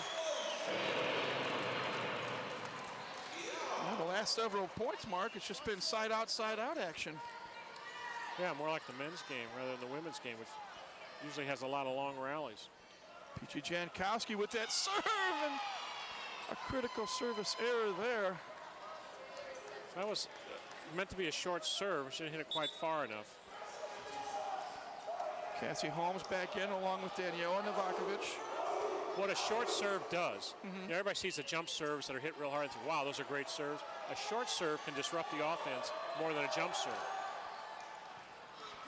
Dominiak going left side for Schlinfine. No. Mayara just unloaded and hit it 10 feet long. Well, the IPFW lead now cut to 1 at 19-18. And here's Cassie Holmes to serve it once again for the Golden Eagles. Ream digs it. Dominiak going Miller. Dug out that time by Garbato. Oliveira. Wow. Somehow Martin's got her hand on it. Oh, they're going to call a double hit. On what? On the set. Okay. And Kelly Hartley Hutton says, I want to talk it over. We are tied 19 apiece. Well, you are a coach. You've seen a 3-point lead evaporate. Now, what do you say? Well, it's been going this way all night. And so both teams are starting to get a little tired, and you want to stay with, you know, your strength to the extent you can. You just say, you tell them, okay, if there's something going wrong out there, you tell them what that is to correct it. I don't know what they're telling them right now. But we've had, like, Schlindwein had that hitting error, but she came and was trying to go high and I think catch the hands. The block didn't get up fast enough for her. She came back across her body. I think the way both teams are playing, it's just they play it out, and it may come down to like Game 3 did, where the team that's making the most errors at the end is going to find themselves on the short stick on the score. IPFW can't afford that. Well, if you'd like to help support the athletic program, you can join the Royal Dance Club. Get a hold of them, writing to them at 2101 East Coliseum Boulevard, Fort Wayne 46805, or more information can be found on the Macedon website. Go macedons.com. Back to the action here. Here is Schlindwein. Garbato with a dig. Setting it up for Oliveira. Bream digs it out to Miniak. Back and forth we go, and a lift called on Carol Garbato, to the dismay of Shira Soroa, the head coach for ORU. I'm sympathetic to that one. I'm not sure why that was a lift. 20-19 IPFW, a game they have to win as they trail this best-of-5 match 2-1. Jessica Dominiak, left-handed serve. Ferreira digs it out. Oliveira, from a difficult angle, finds a way to get the point. That was a nice break for Oral Roberts. The set was off. She just controlled the ball, keep it in, went to the middle of the court, and IPFW didn't pick it up. We're tied at 20. Carol Garbato to serve. Jankowski digs out the serve. Dominiak setting up Martins. Ferrero with the dig for ORU. We go back the other way. Novakovic is long. IPFW dodging a bullet here and there. Jamie Schwartz in for Jessica Miller, and she'll serve for IPFW. Both teams have used up their allotted 2 timeouts.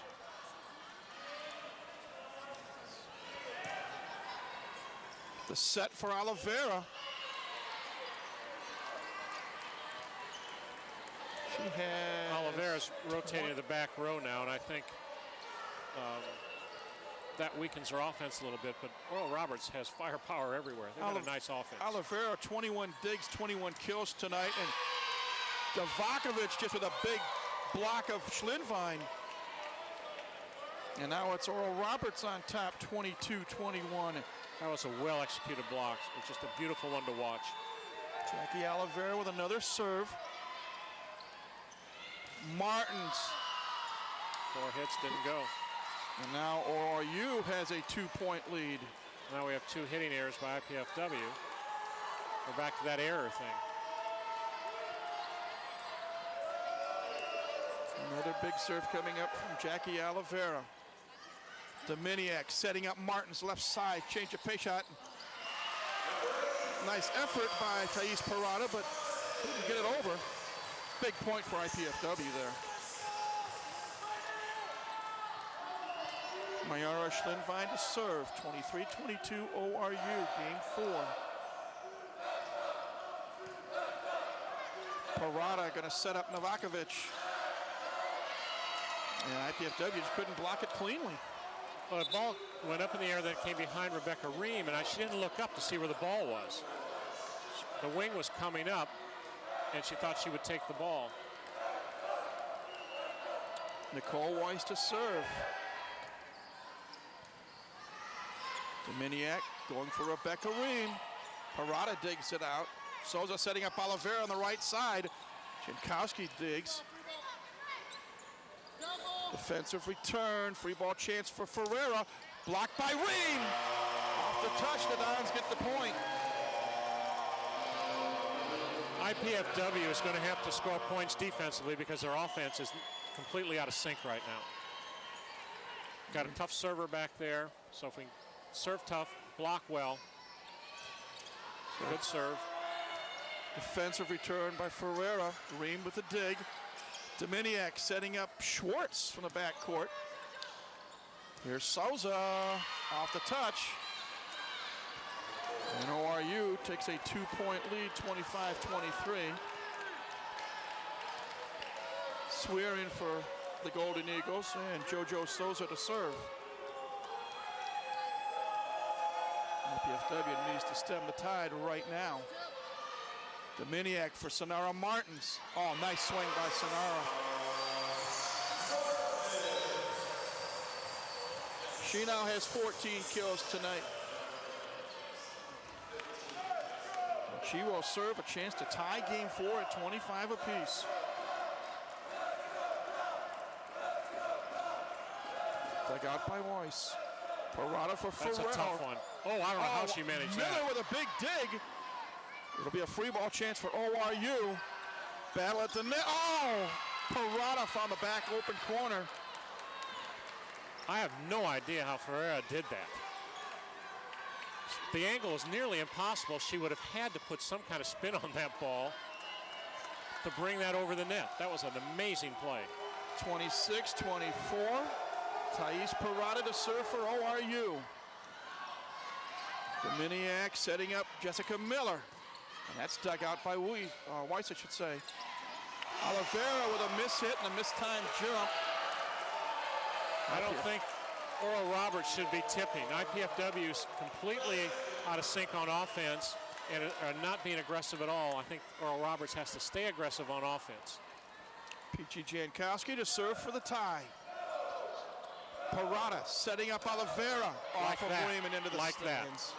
That's what they have to continue to do to win. Well, ORU is just 3 points away from taking this match. Novakovic and Holmes are back in for the Golden Eagles. And IPFW, they've got to get it going and get it going now. Ream digs it out. Miller off the touch. Jessica Miller now with 13 kills. Ferreira back in for Cassie Holmes. And a big serve coming up for Jessica Dominiak.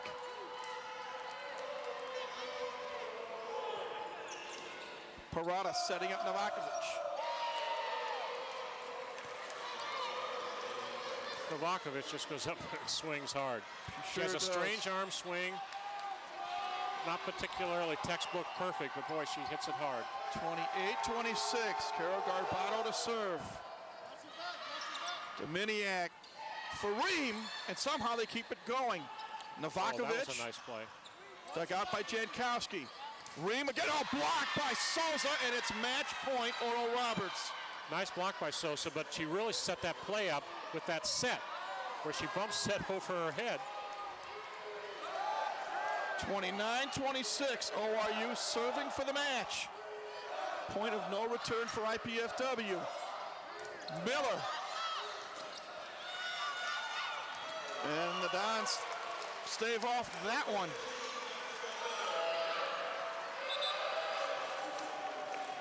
Jamie Schwartz in to serve. 29-27.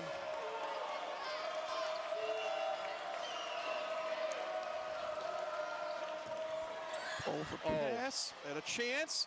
Ream setting up Schlindwein. In! Woo! 29-28. Well, clearly this point's important because it's a match point.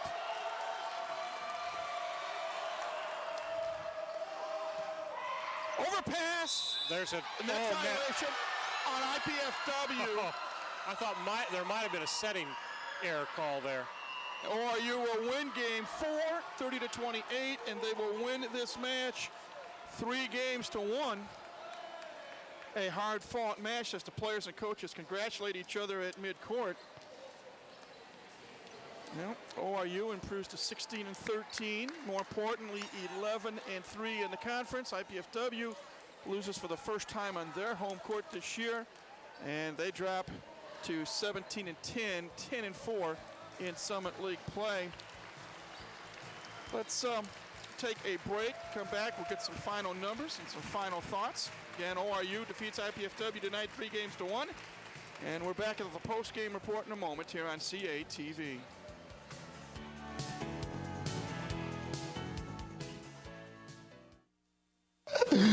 Pizza! I must eat.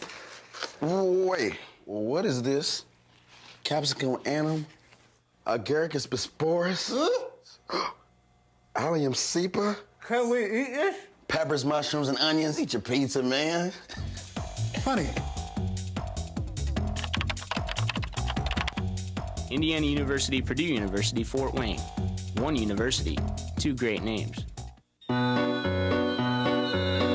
You might be surprised to know the biggest dangers your pet faces are everyday dangers, like drinking from puddles, being boarded, squirrels in the park, and fleas and ticks. Being a pet is risky business. That's why it's important for every pet to receive a risk assessment and wellness exam twice a year. A risk assessment from your veterinary professionals helps create a unique risk profile for your dog or cat. Your veterinarian can then develop a disease protection plan that's right for your pet and the disease threats in your area. Best of all, twice-a-year exams help your veterinarian detect, treat, or prevent health problems before they become serious. So reduce the risks. Contact your veterinarian today for your pet's wellness exam, because being a pet is risky business. A message from the American Veterinary Medical Association and your local veterinarians. What can dinosaur tracks teach us about those long extinct creatures? On this month's edition of IPFW Up Close, we'll discuss Professor Jim Farlow's recent trip to Spain to track those tracks. Do teachers teach differently from one country to another? Professor Jeff Nowak was in Macedonia this summer teaching teachers to teach. We'll talk to him about that experience and about the new NISTEM program. And we'll talk with the campus coordinator of the United Way Fund Drive to find out more about where your contributions are going. Join me, Susan Alderman, for IPFW Up Close, Sundays at noon.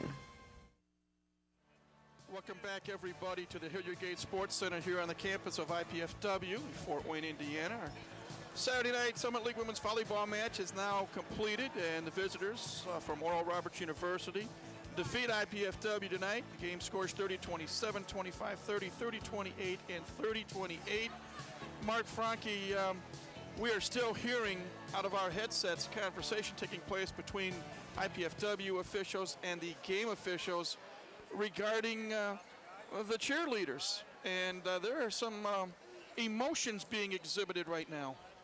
Well, I heard a little bit of it. There were complaints by the Oral Roberts bench about the fans who sat behind the bench. Things they were saying. I said they were saying things in Portuguese. So none of those people over there know Portuguese, so I don't know what that was all about. And the argument was, well, at Oral Roberts, the fans are like that too. The referees here don't know that. They can't compare that. They just have to deal with what happens here. But in any event, what happened on the floor was what mattered. Oral Roberts played very well most of the night. They had a little bit of a lapse there in the second and into the third, but then they turned that around. IPFW started well, played well for three, but then at the end got very tentative and did not have a lot of zip to their offense at all. And so the offense of Oral Roberts was strictly going against the defense of IPFW, and IPFW could not return that when they were on offense or in transition. We're looking some highlights from the match. Well, that one happened to go, but we're just out of sync. We're just tipping too much. Well, Oral Roberts is a very good volleyball team. It's hard to believe that they came into this match with an overall record of just over 500 at 15-12. Now they're 16-12 after this win tonight, but a lot of their wins have come in conference play, and they will leave Fort Wayne with at least a share of the lead in the Summit League. They're now 11-3 in conference play, and they will be joined by either Western Illinois or South Dakota State heading into the final weekend of the season. Excuse me, so the final team numbers: ORU led in kills 69-65 and assists 69-62, and in digs 90-75. They hit 240 for the match to 212 for IPFW. The Dons did have more blocks, 10-9. This stat there that I want to mention is the digs, 90-75.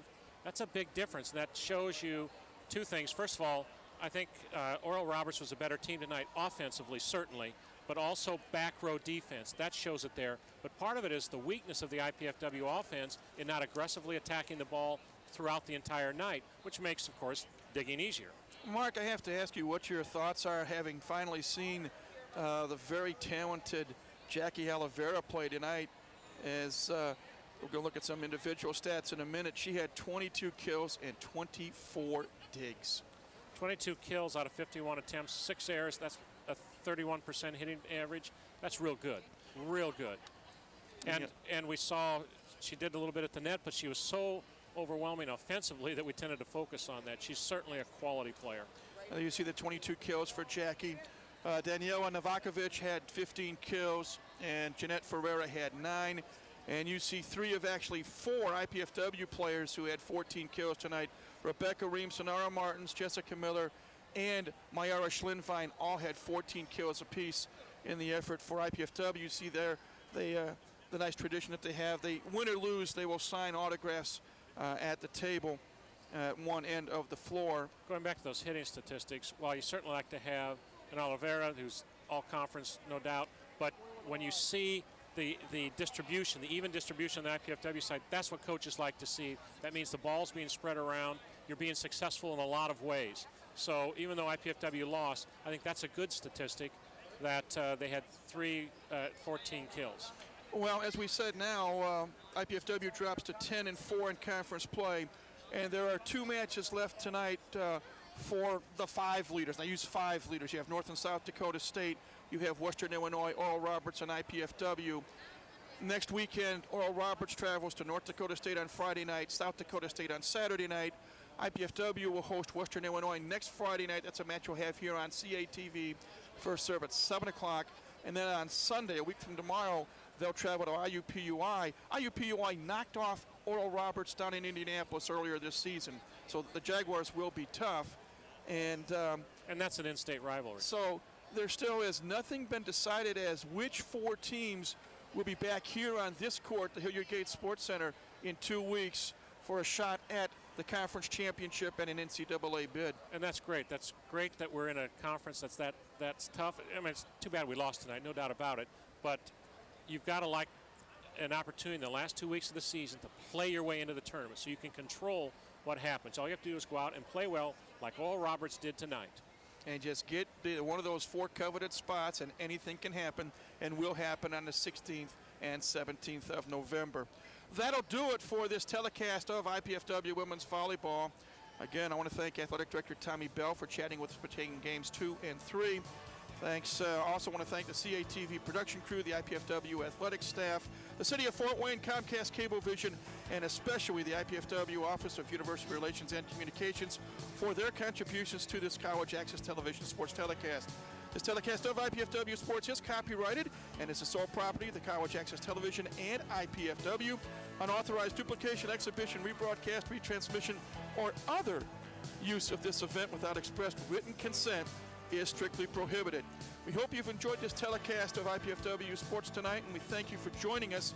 For Mark Franke, I'm Mike Maz. Once again, the IPFW women's volleyball team falls just a little bit short tonight. They lose to a very good Oral Roberts team by scores of 30-27, 25-30, 30-28, and 30-28. We'll see you next Friday night. Western Illinois comes to town, 7 o'clock first serve. Until then, have yourselves a great week. Thank you so much for tuning in, and good night from the Hilliard Gates Sports Center here on the campus of IPFW.